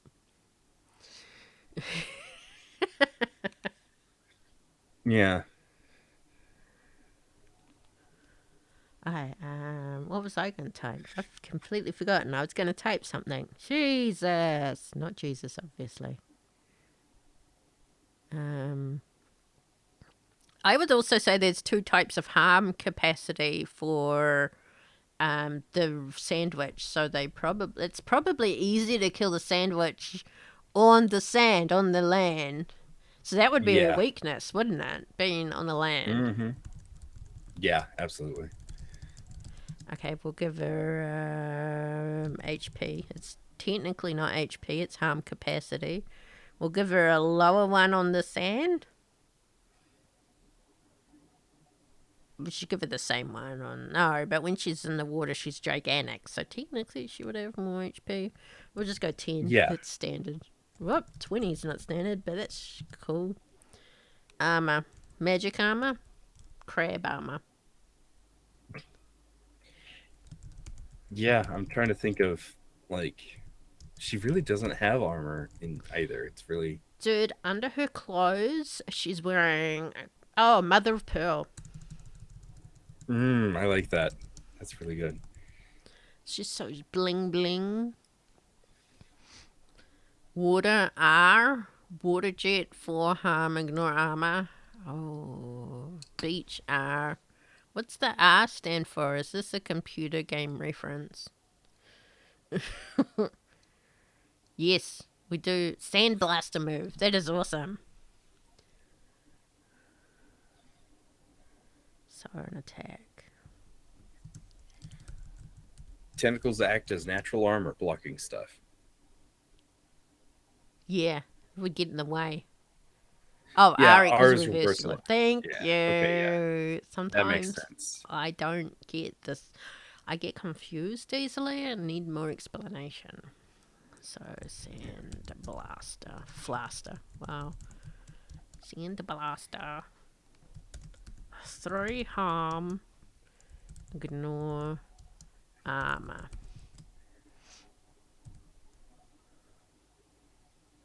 And of course she's got magic, so which is piddly if they just go by the general.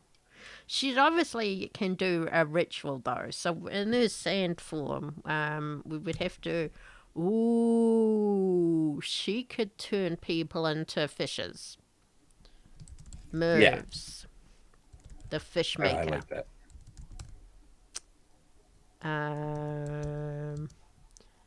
When the hunters face the sandwich's ire.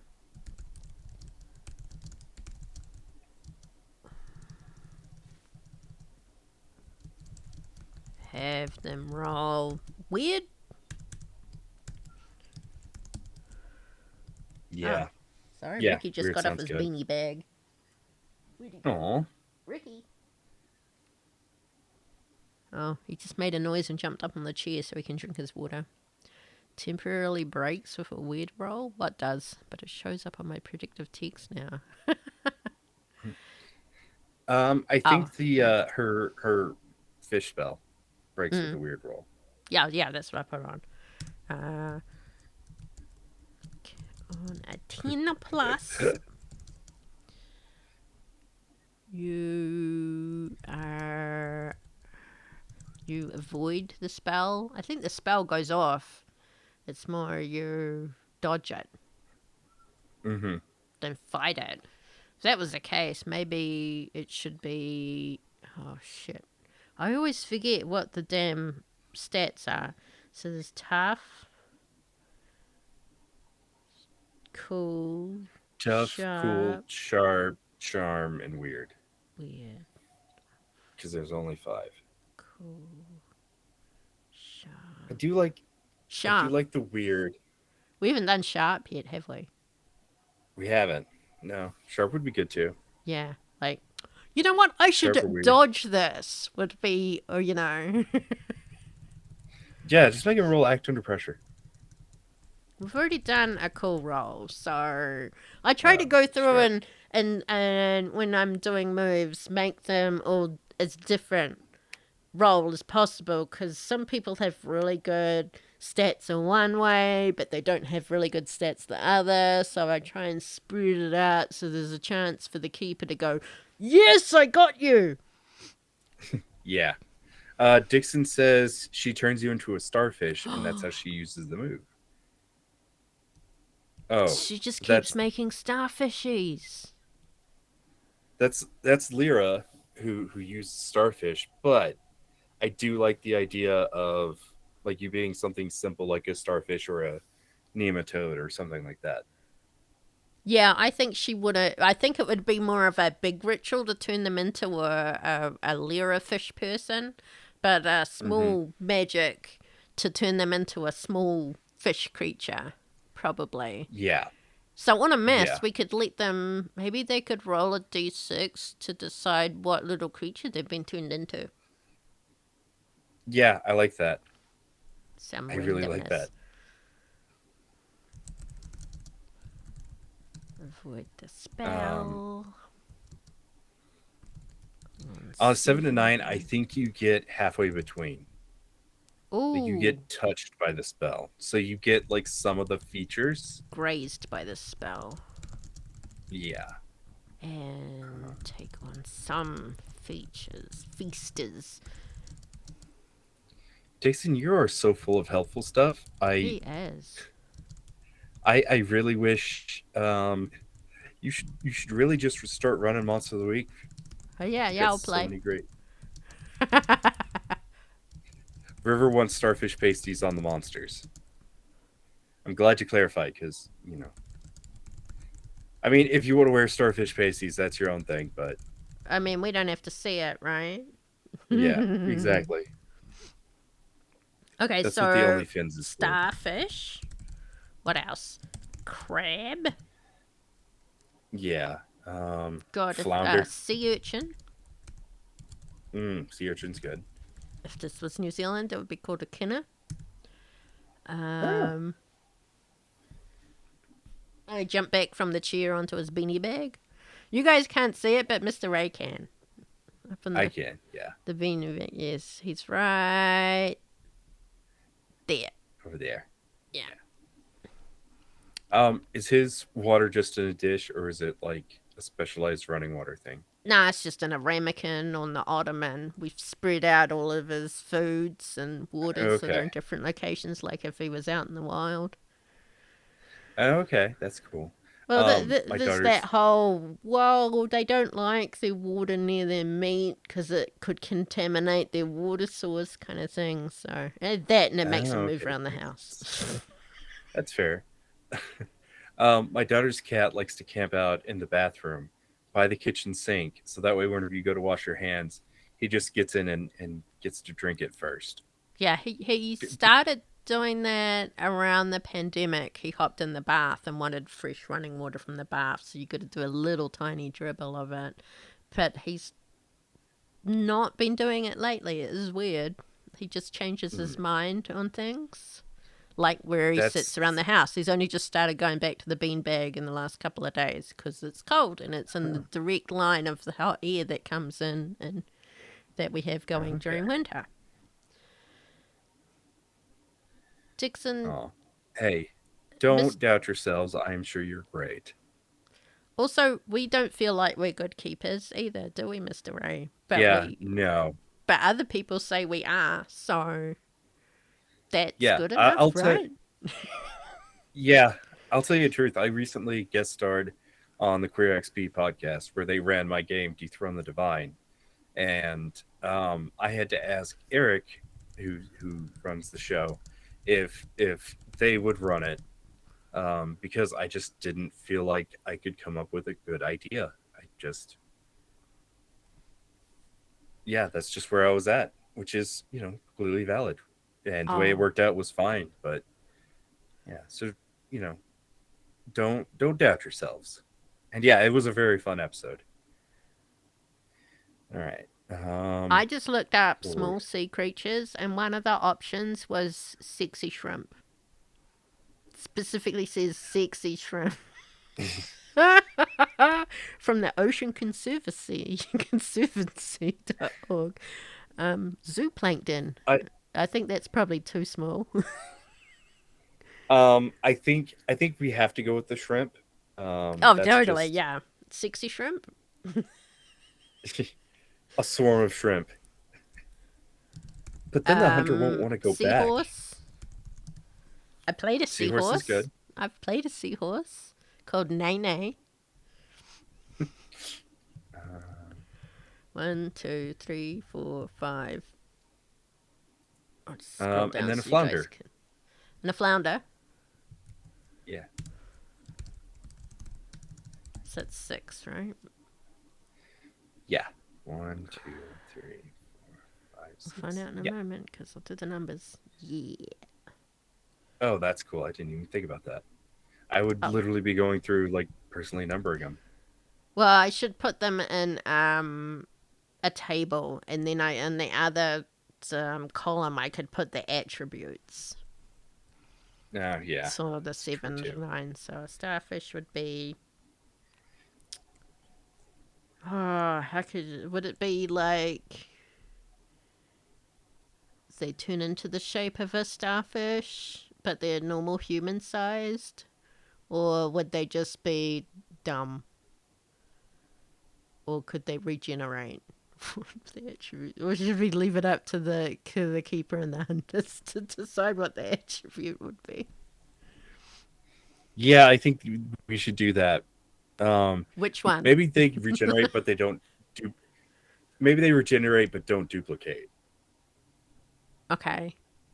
So if you chop off their arm, the arm ring grows back? Is that what you're Yeah, the saying? arm grows back. Yeah.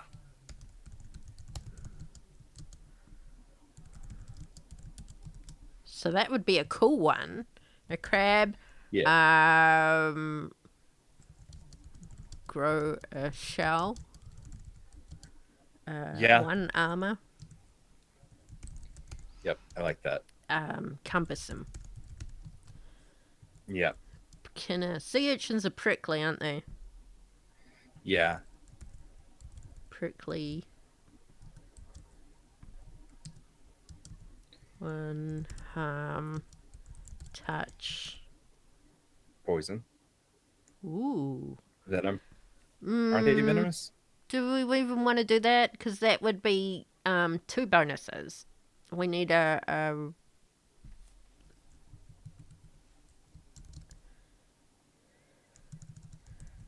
Well, what's the other bonus to that? we don't want a bonus. We kind of want a downside. So the 1 harm touch should be that you obviously can't touch anyone. Oh, things Yeah. get stuck to you.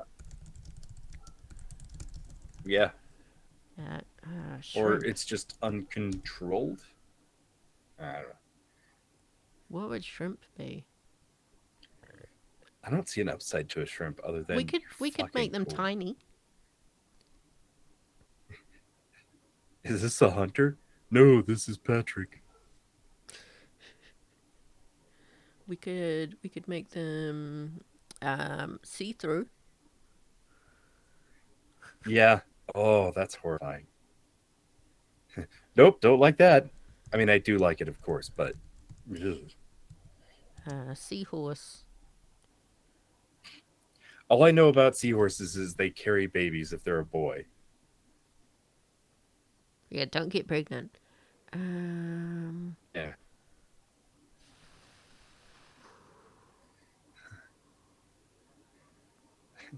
Dixon said that the shrimp needs to be. Oh no, sorry, that was River. River said that the shrimp needs to be gigantic and horrifying to behold. we could have the seahorse and the flounder actually have to be in water, so can't be on air. But Yeah, they I will like that. increase their swimming speed. Yeah, yeah, I like that.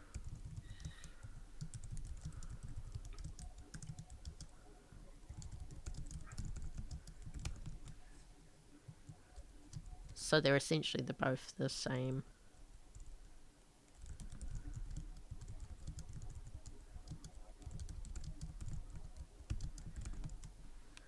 Okay. I should put them in a table, shouldn't I?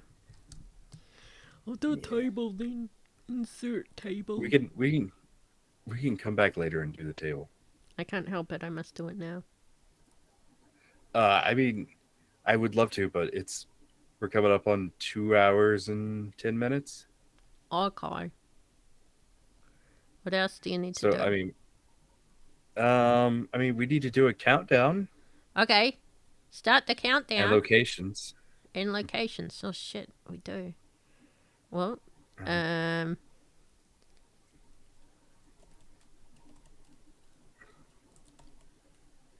well, obviously, under the sea. yeah. All right. Table.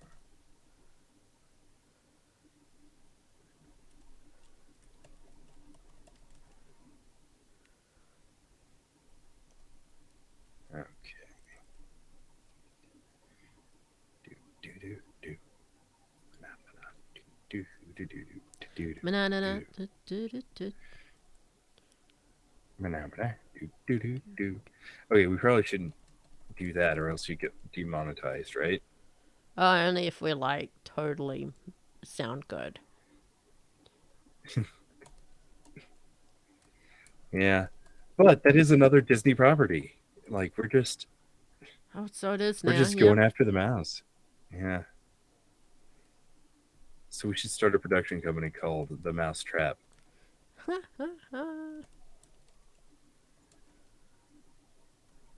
Okay. Um, okay, Dixon suggests that for the change to fish, a 10 plus is you change, but you're still in control of yourself and large, which I think makes sense with the sharp roll because you're keeping your wits. Yeah. Okay. Um, a partial is change, but not able to attack, and a fail is changed and under reversal is control. I would keep the miss if we were going to do under reversal is control. I would say just be temporary. Sorry, scratch my back. Okay, so she's turning us into turning the hunters into a minion, is what you're saying. Yeah.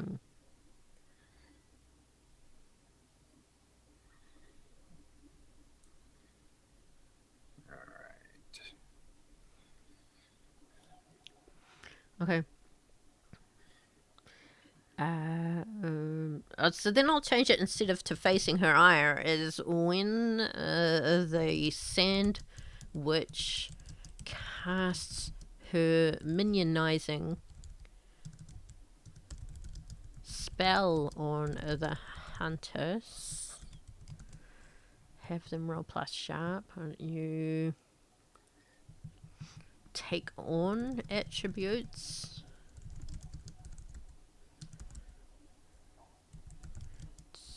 of a sea creature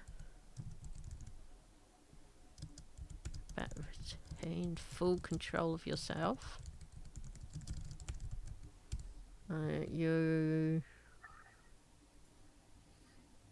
So on the 7 to 9 they change into it but still retain control of themselves? Yeah. No. Wait. Let me see. Maybe in I terms of the scrolled up. you change, but you're still in control of yourself. And large partial is changed, but not able to attack. And a fail is changed under control. Okay.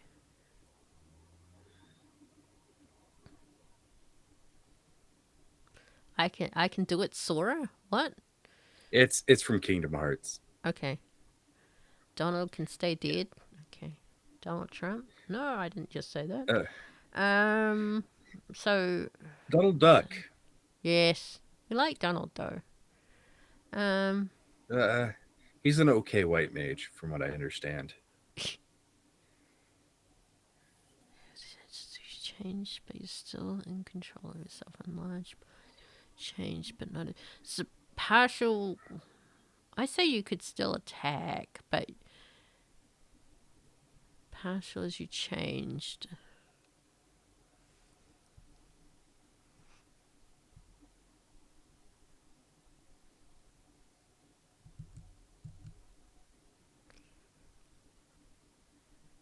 On 7 to 9.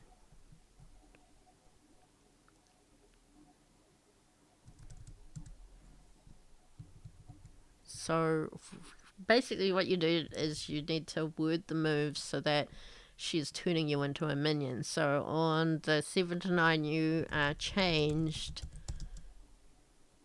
You were changed fully into a sea creature.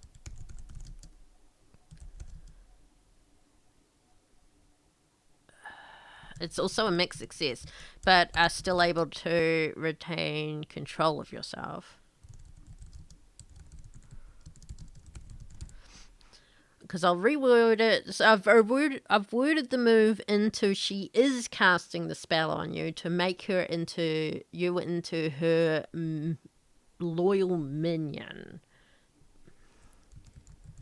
So what you're rolling against is if you are being loyal or not. So you are using your wits to battle against her power and control against you. So yes, you too turn into sort of a creature or fully into a creature, but whether or not you follow her loyally is what the results are on.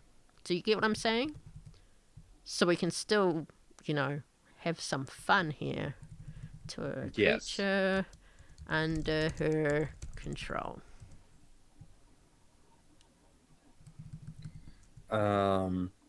Dixon wants to know if we have thoughts on fish forms being her weakness. Can you it's going to be a sharp roll. Explain that further? Thoughts on fish forms? What do you mean by fish forms being her? Do the hunters have to be in a fish form in order for her to be weak, or does she need to be in a fish form? Sorry. See you, JR. Thanks for coming. Hope all goes well. Yep. I don't quite understand what it is Dixon is saying. I was a little confused. I think sort of easily confused as I overthink what it is that is actually being said.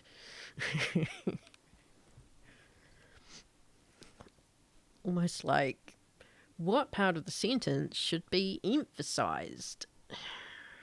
Technically, all parts of the sentence could be emphasized. Which part do you mean? It could be an option. I still don't know what you mean. She turns you into a minion, now you can kill her. Ah.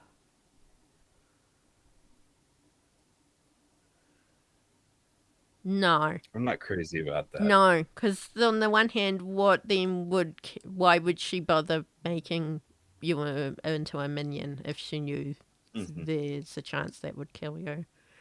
I don't think she would be that, I don't want to say dumb, but pretty sure Yeah. she would know what her weakness would. Yeah, I get the feeling that she would know what her own weakness would be and would try to Avoid making more of it. It almost makes you think that maybe she's like a lich or a lick. I don't know how you want to pronounce it here. I've heard it pronounced I both. like lich. And she has a phylactery of some kind. What's the opposite of a trident? A stick? Pitchfork. A A shovel. spoon? A spoon. Spoon. Oh, that's a Maybe dingle bopper, not a dingle dingle hopper.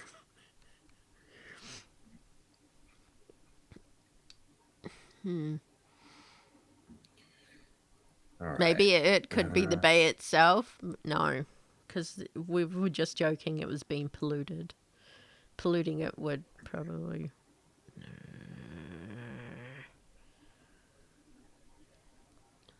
An underwater vacuum cleaner? What is this, Spaceballs? Suck.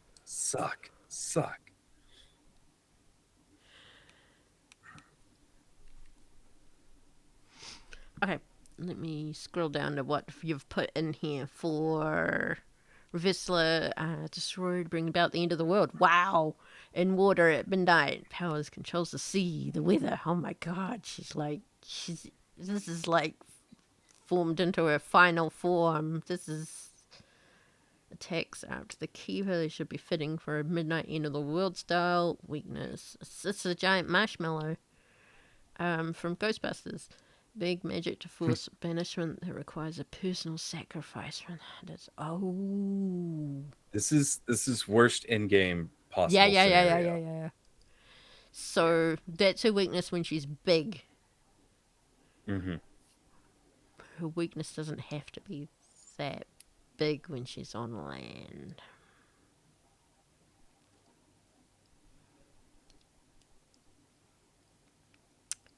You could, if we go with a phylactery, easily destroy phylactery while on land. Need to include phylactery during, when she's in the sea for the big magic, maybe. Yeah. Okay. Put that in. So we'll put in phylactery as a placeholder until we can it'd be something like a seashell, or it could be her cauldron, or it could be an actual sandwich. Her weakness is fire, burning the corpse. Because witches. Sorry, I'm popping at people. Yeah, no, I mean, I like the idea of fire because fire's also like how you can turn sand into glass. So I think fire is a really good weakness for her. Or you could turn it fronts. into a glass switch and then smash her. I like that. But that would be flavor up to the keeper. I'm just thinking how I would play it.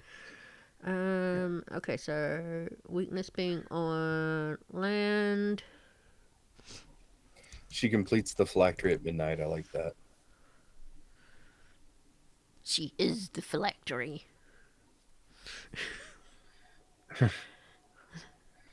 Okay.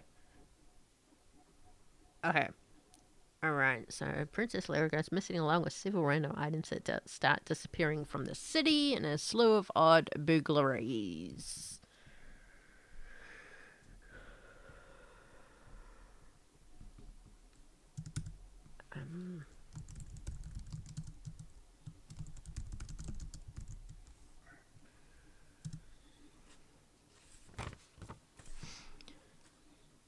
Reversal gains Lyra's soul, becomes the sea witch, and destroys the town and castle.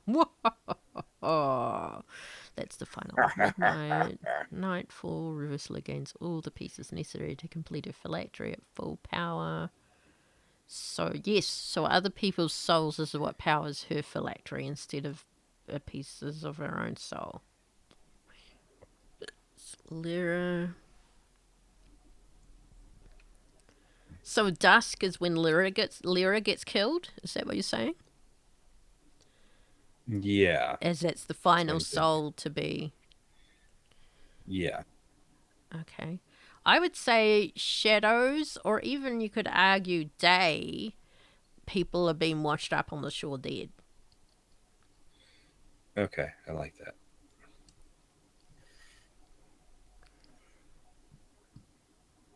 Because then that is your foreshadowing that they're soulless bodies.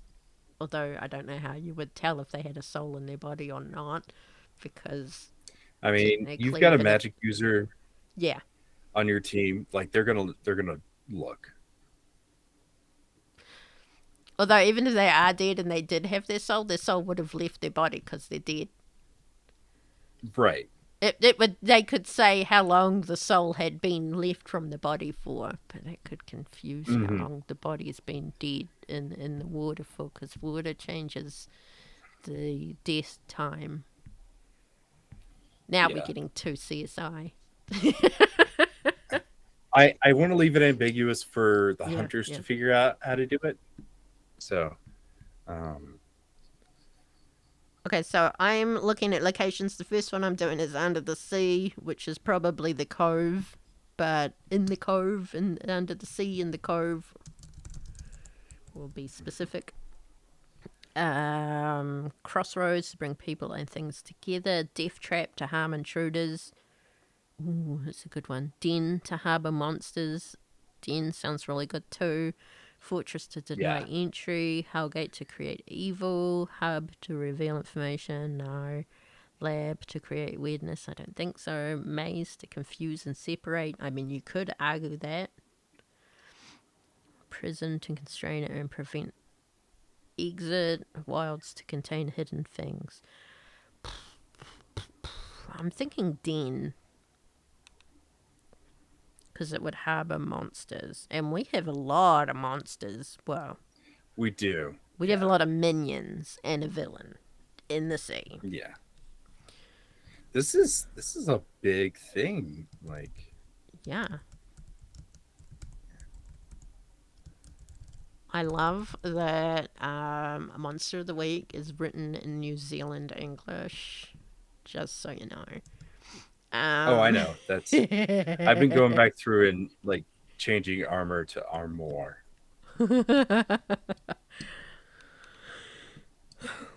What's it like?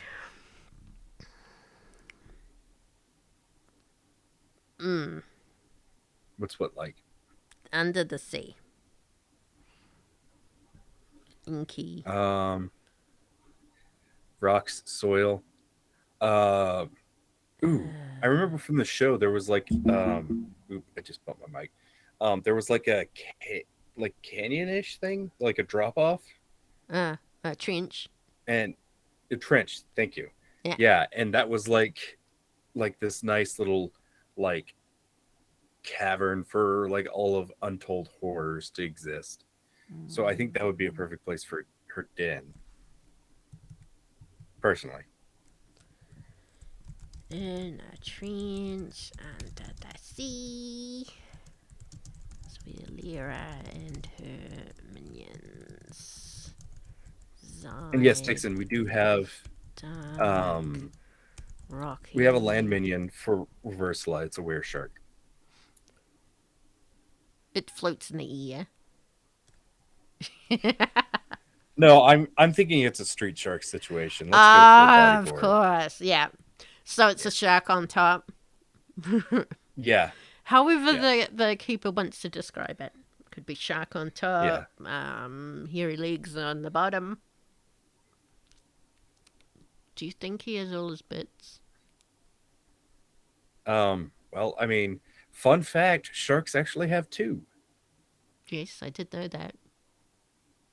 Yeah, I learned that from the Street And Sharks podcast. and kind of like cats' penises, they're also barbed, aren't they?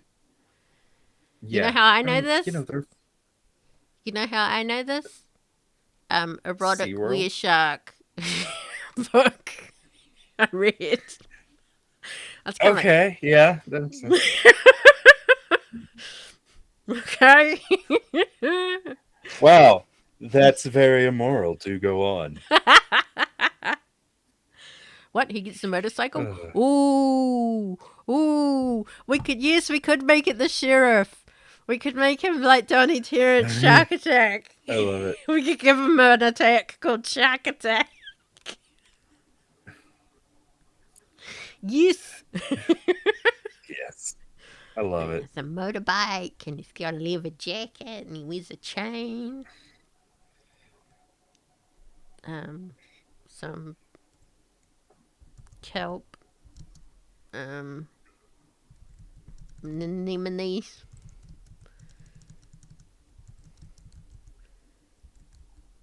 Do do do do. Anemone. Sorry. It's dark, wet, salty. I'm just doing really dumb. The sandwich is into that. What do you think Reversal keeps the weird shark around? He's got two and they're barbed. And if he loses I one, mean, she got multiple holes and at the same time are both in the don't same kink hole. shame. There's nothing. It's a beautiful union. The problem is, is all the murder and stuff. Yeah, he tickles her mother of pearl. Right, we're coming up on 2.5 hours. Let's Reverse says shadows. DP all day, every day, baby. Oh goodness. Goodness. So you're still stuck on Shadows and Sunset? Yeah. Yeah. It's okay. I've mapped it out in my head now.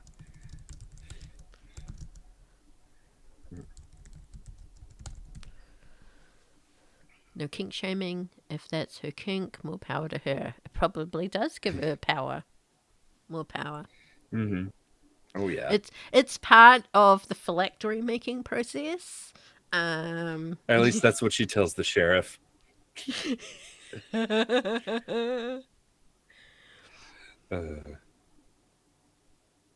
Yeah, so I guess I should make a bystander then, huh? What should we call him? Tony Dearance?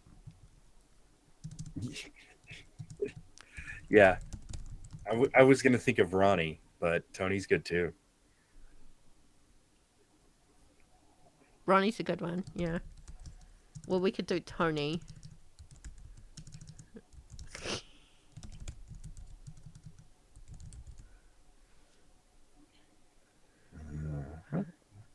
I can't keep typing on that for at the moment because you're still doing yours.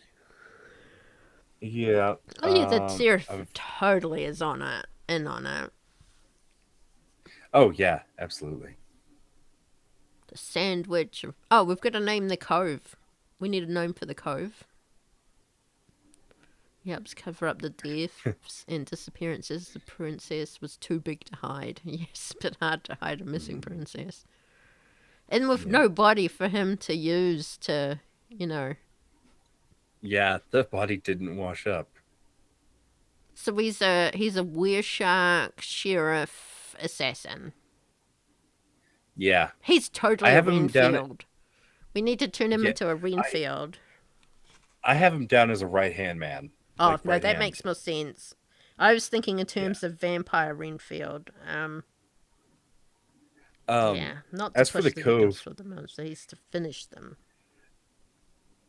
it It could be an assassin, too, because it's to kill the hunters. Yeah. But I don't think that's his main goal. No, it's not. If the hunters weren't there is what we should be giving these things titles for. Yeah. Okay. I was gonna go with Angel Cove because Angel that's Cove. it's a play on Angel Grove from Power Rangers. Wow. Okay. What? Sandwich Cove. Okay. Teratophile Cove. I don't know what that means. Um, it's loving something. I'm gonna guess loving sharks. We should just call it Is Shark Cove. Yeah, I think that's what it's called in the movie. I could be wrong. Yeah, let's go with Sharkbite Cove. Dixon says his main goal involves the motion in the ocean. I think it involves the motion of the ocean, of her ocean. So Um, she can feel his eel. He's got skills. sorry, Shark Cove. Do we want to do Yeah. the palace? Um. What would it have? Um. Well, is she getting her minions to steal things from the town or specifically from the palace? Because that would also give you the prince if they want to talk to the prince. Yeah. Let's go ahead and do that. It could work as a hub to reveal information. So they could probably like find her diary there or something. Hmm. Oh, Teratophile equals monster fucker. So I should have known that. Meadow, right? Um, I'm like, oh yeah, I should have known that. I mean, I have friends that do that. are, No yeah, things like that. They don't do that. How exactly. would I know if they did that? To quote, to quote, to quote Megan, for my podcast, woofers are for smooching. Meadow is an omnifile. Offshore coral reef. Okay, that sounds better. Yeah, I like I'll that. change that to coral reef than instead of under the sea. Coral reef. And a trench under the sea. Singing and Um, frolicking. Singing and frolicking. In a pretty coral reef. Amongst the pretty coral.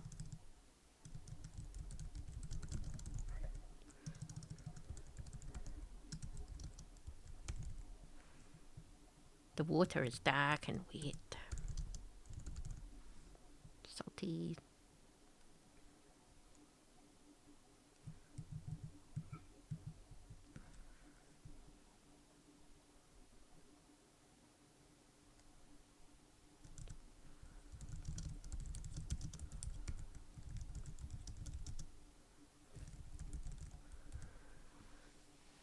The water is dark, wet, salty, with a touch of microplastics and pollution.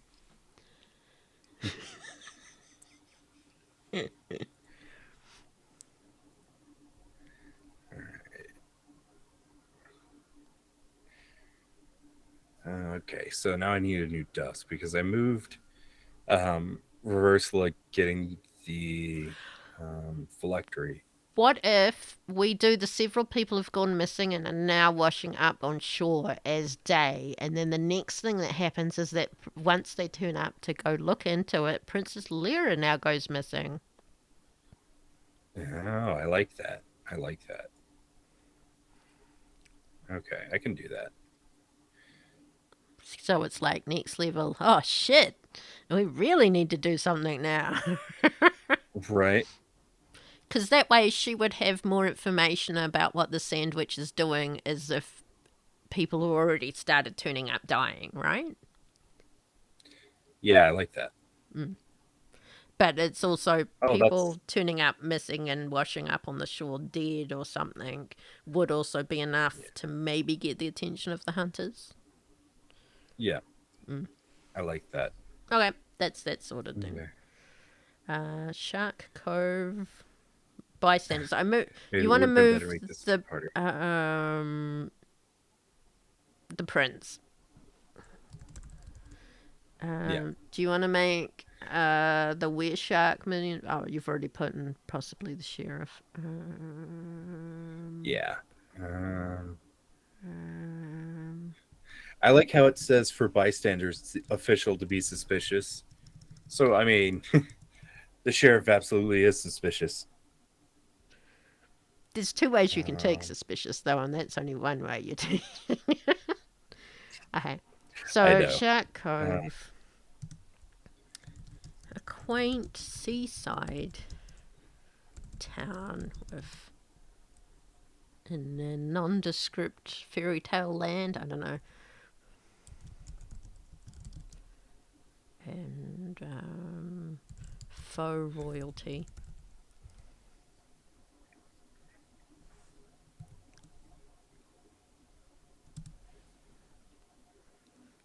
Locations.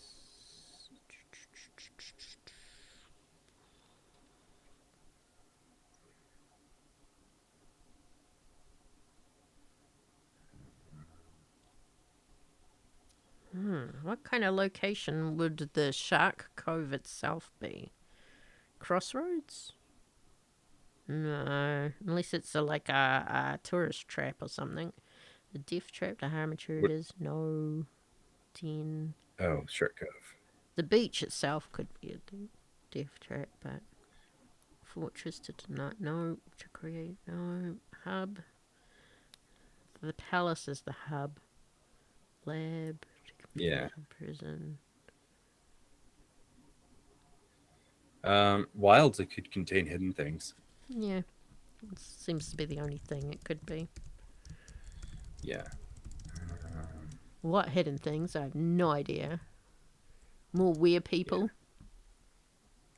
Yep. Weird fishes.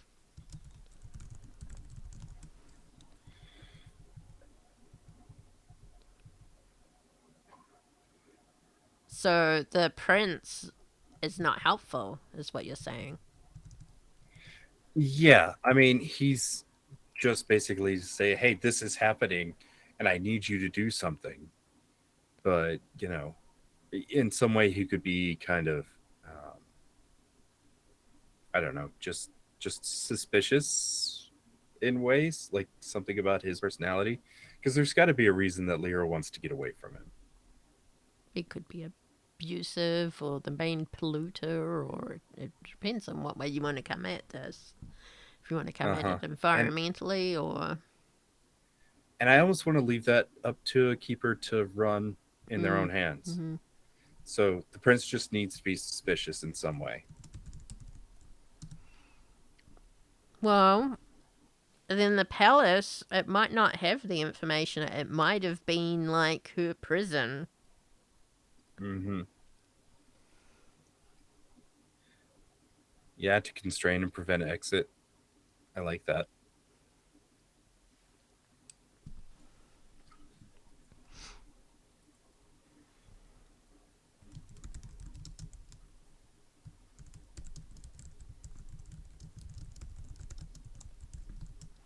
We could always throw them in the jail. Yeah, exactly.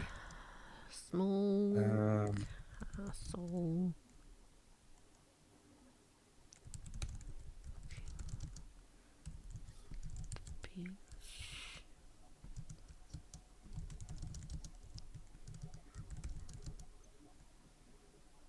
Dalador Salve. Ooh. I'm sorry. She What? found out the prince is a were-turtle. They could all be were Oh, Lord, fishes. yeah, that's Delador Salvi. I don't get that one. I don't. But I think Yeah, once you finish that up, I think we've got a pretty good, solid mystery here.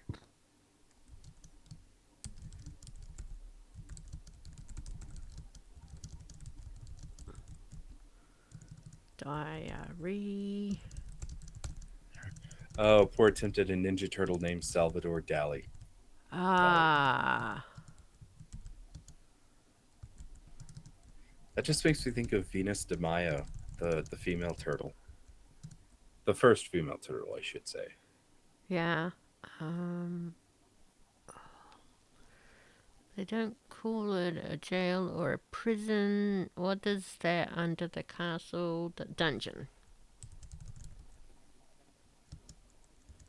Uh, yes, Yeah. a castle.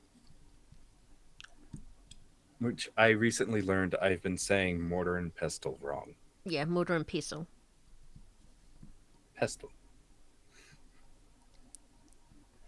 Yeah, no, I was I was talking to somebody and I was like, I was listening to something and I was like, and I heard somebody say it, mortar and pestle, and I was like, ha, they're saying it wrong. And they're like, how do you say it?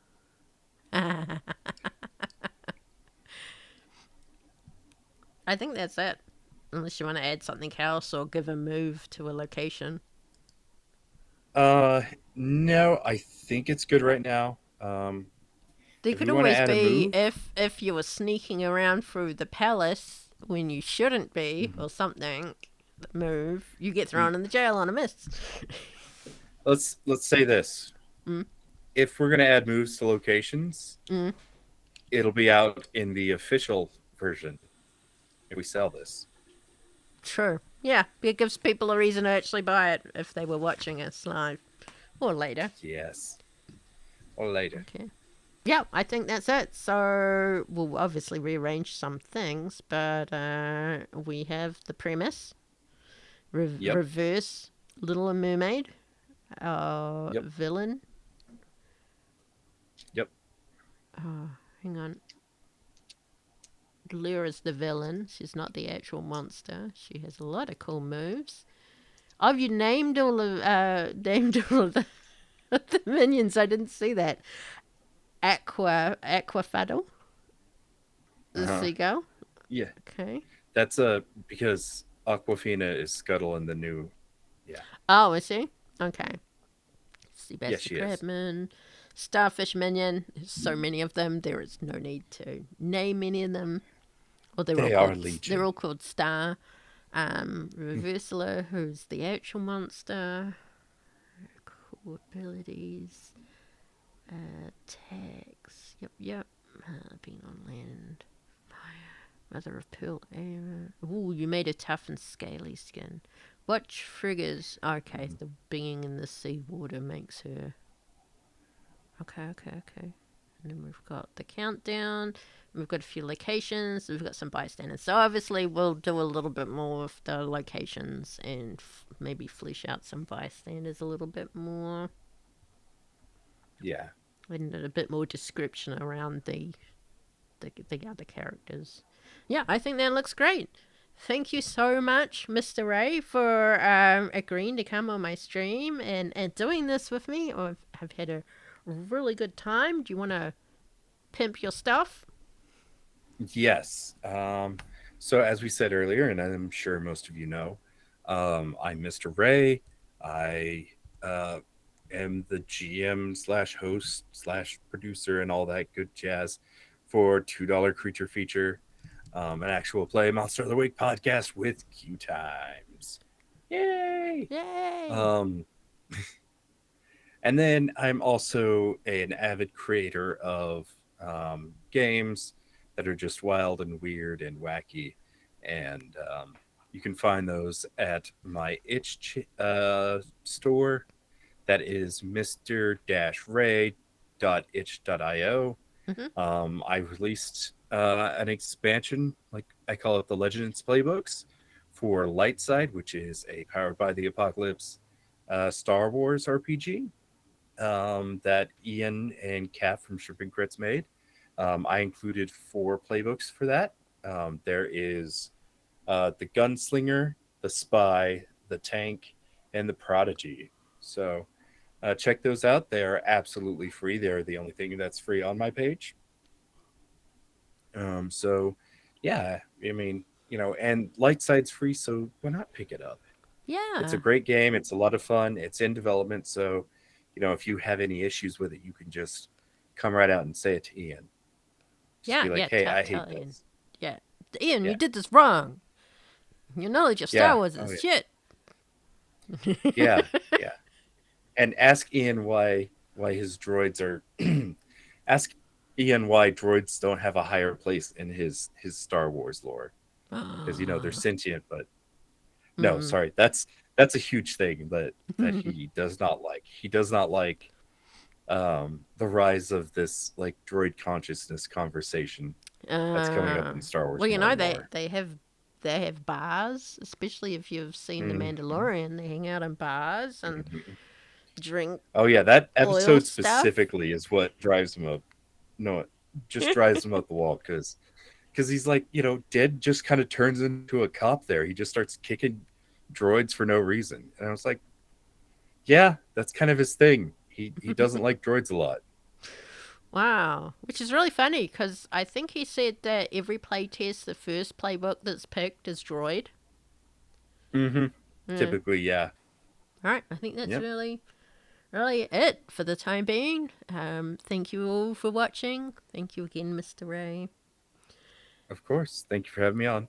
No worries. And hopefully we will turn some of these mysteries into actual published mysteries Hmm. and get them out to you guys soon. So thank you.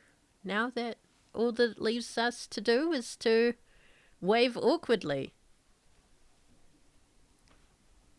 Which is really awkward from... Oh, look, there's a Trogs wave too. Bye.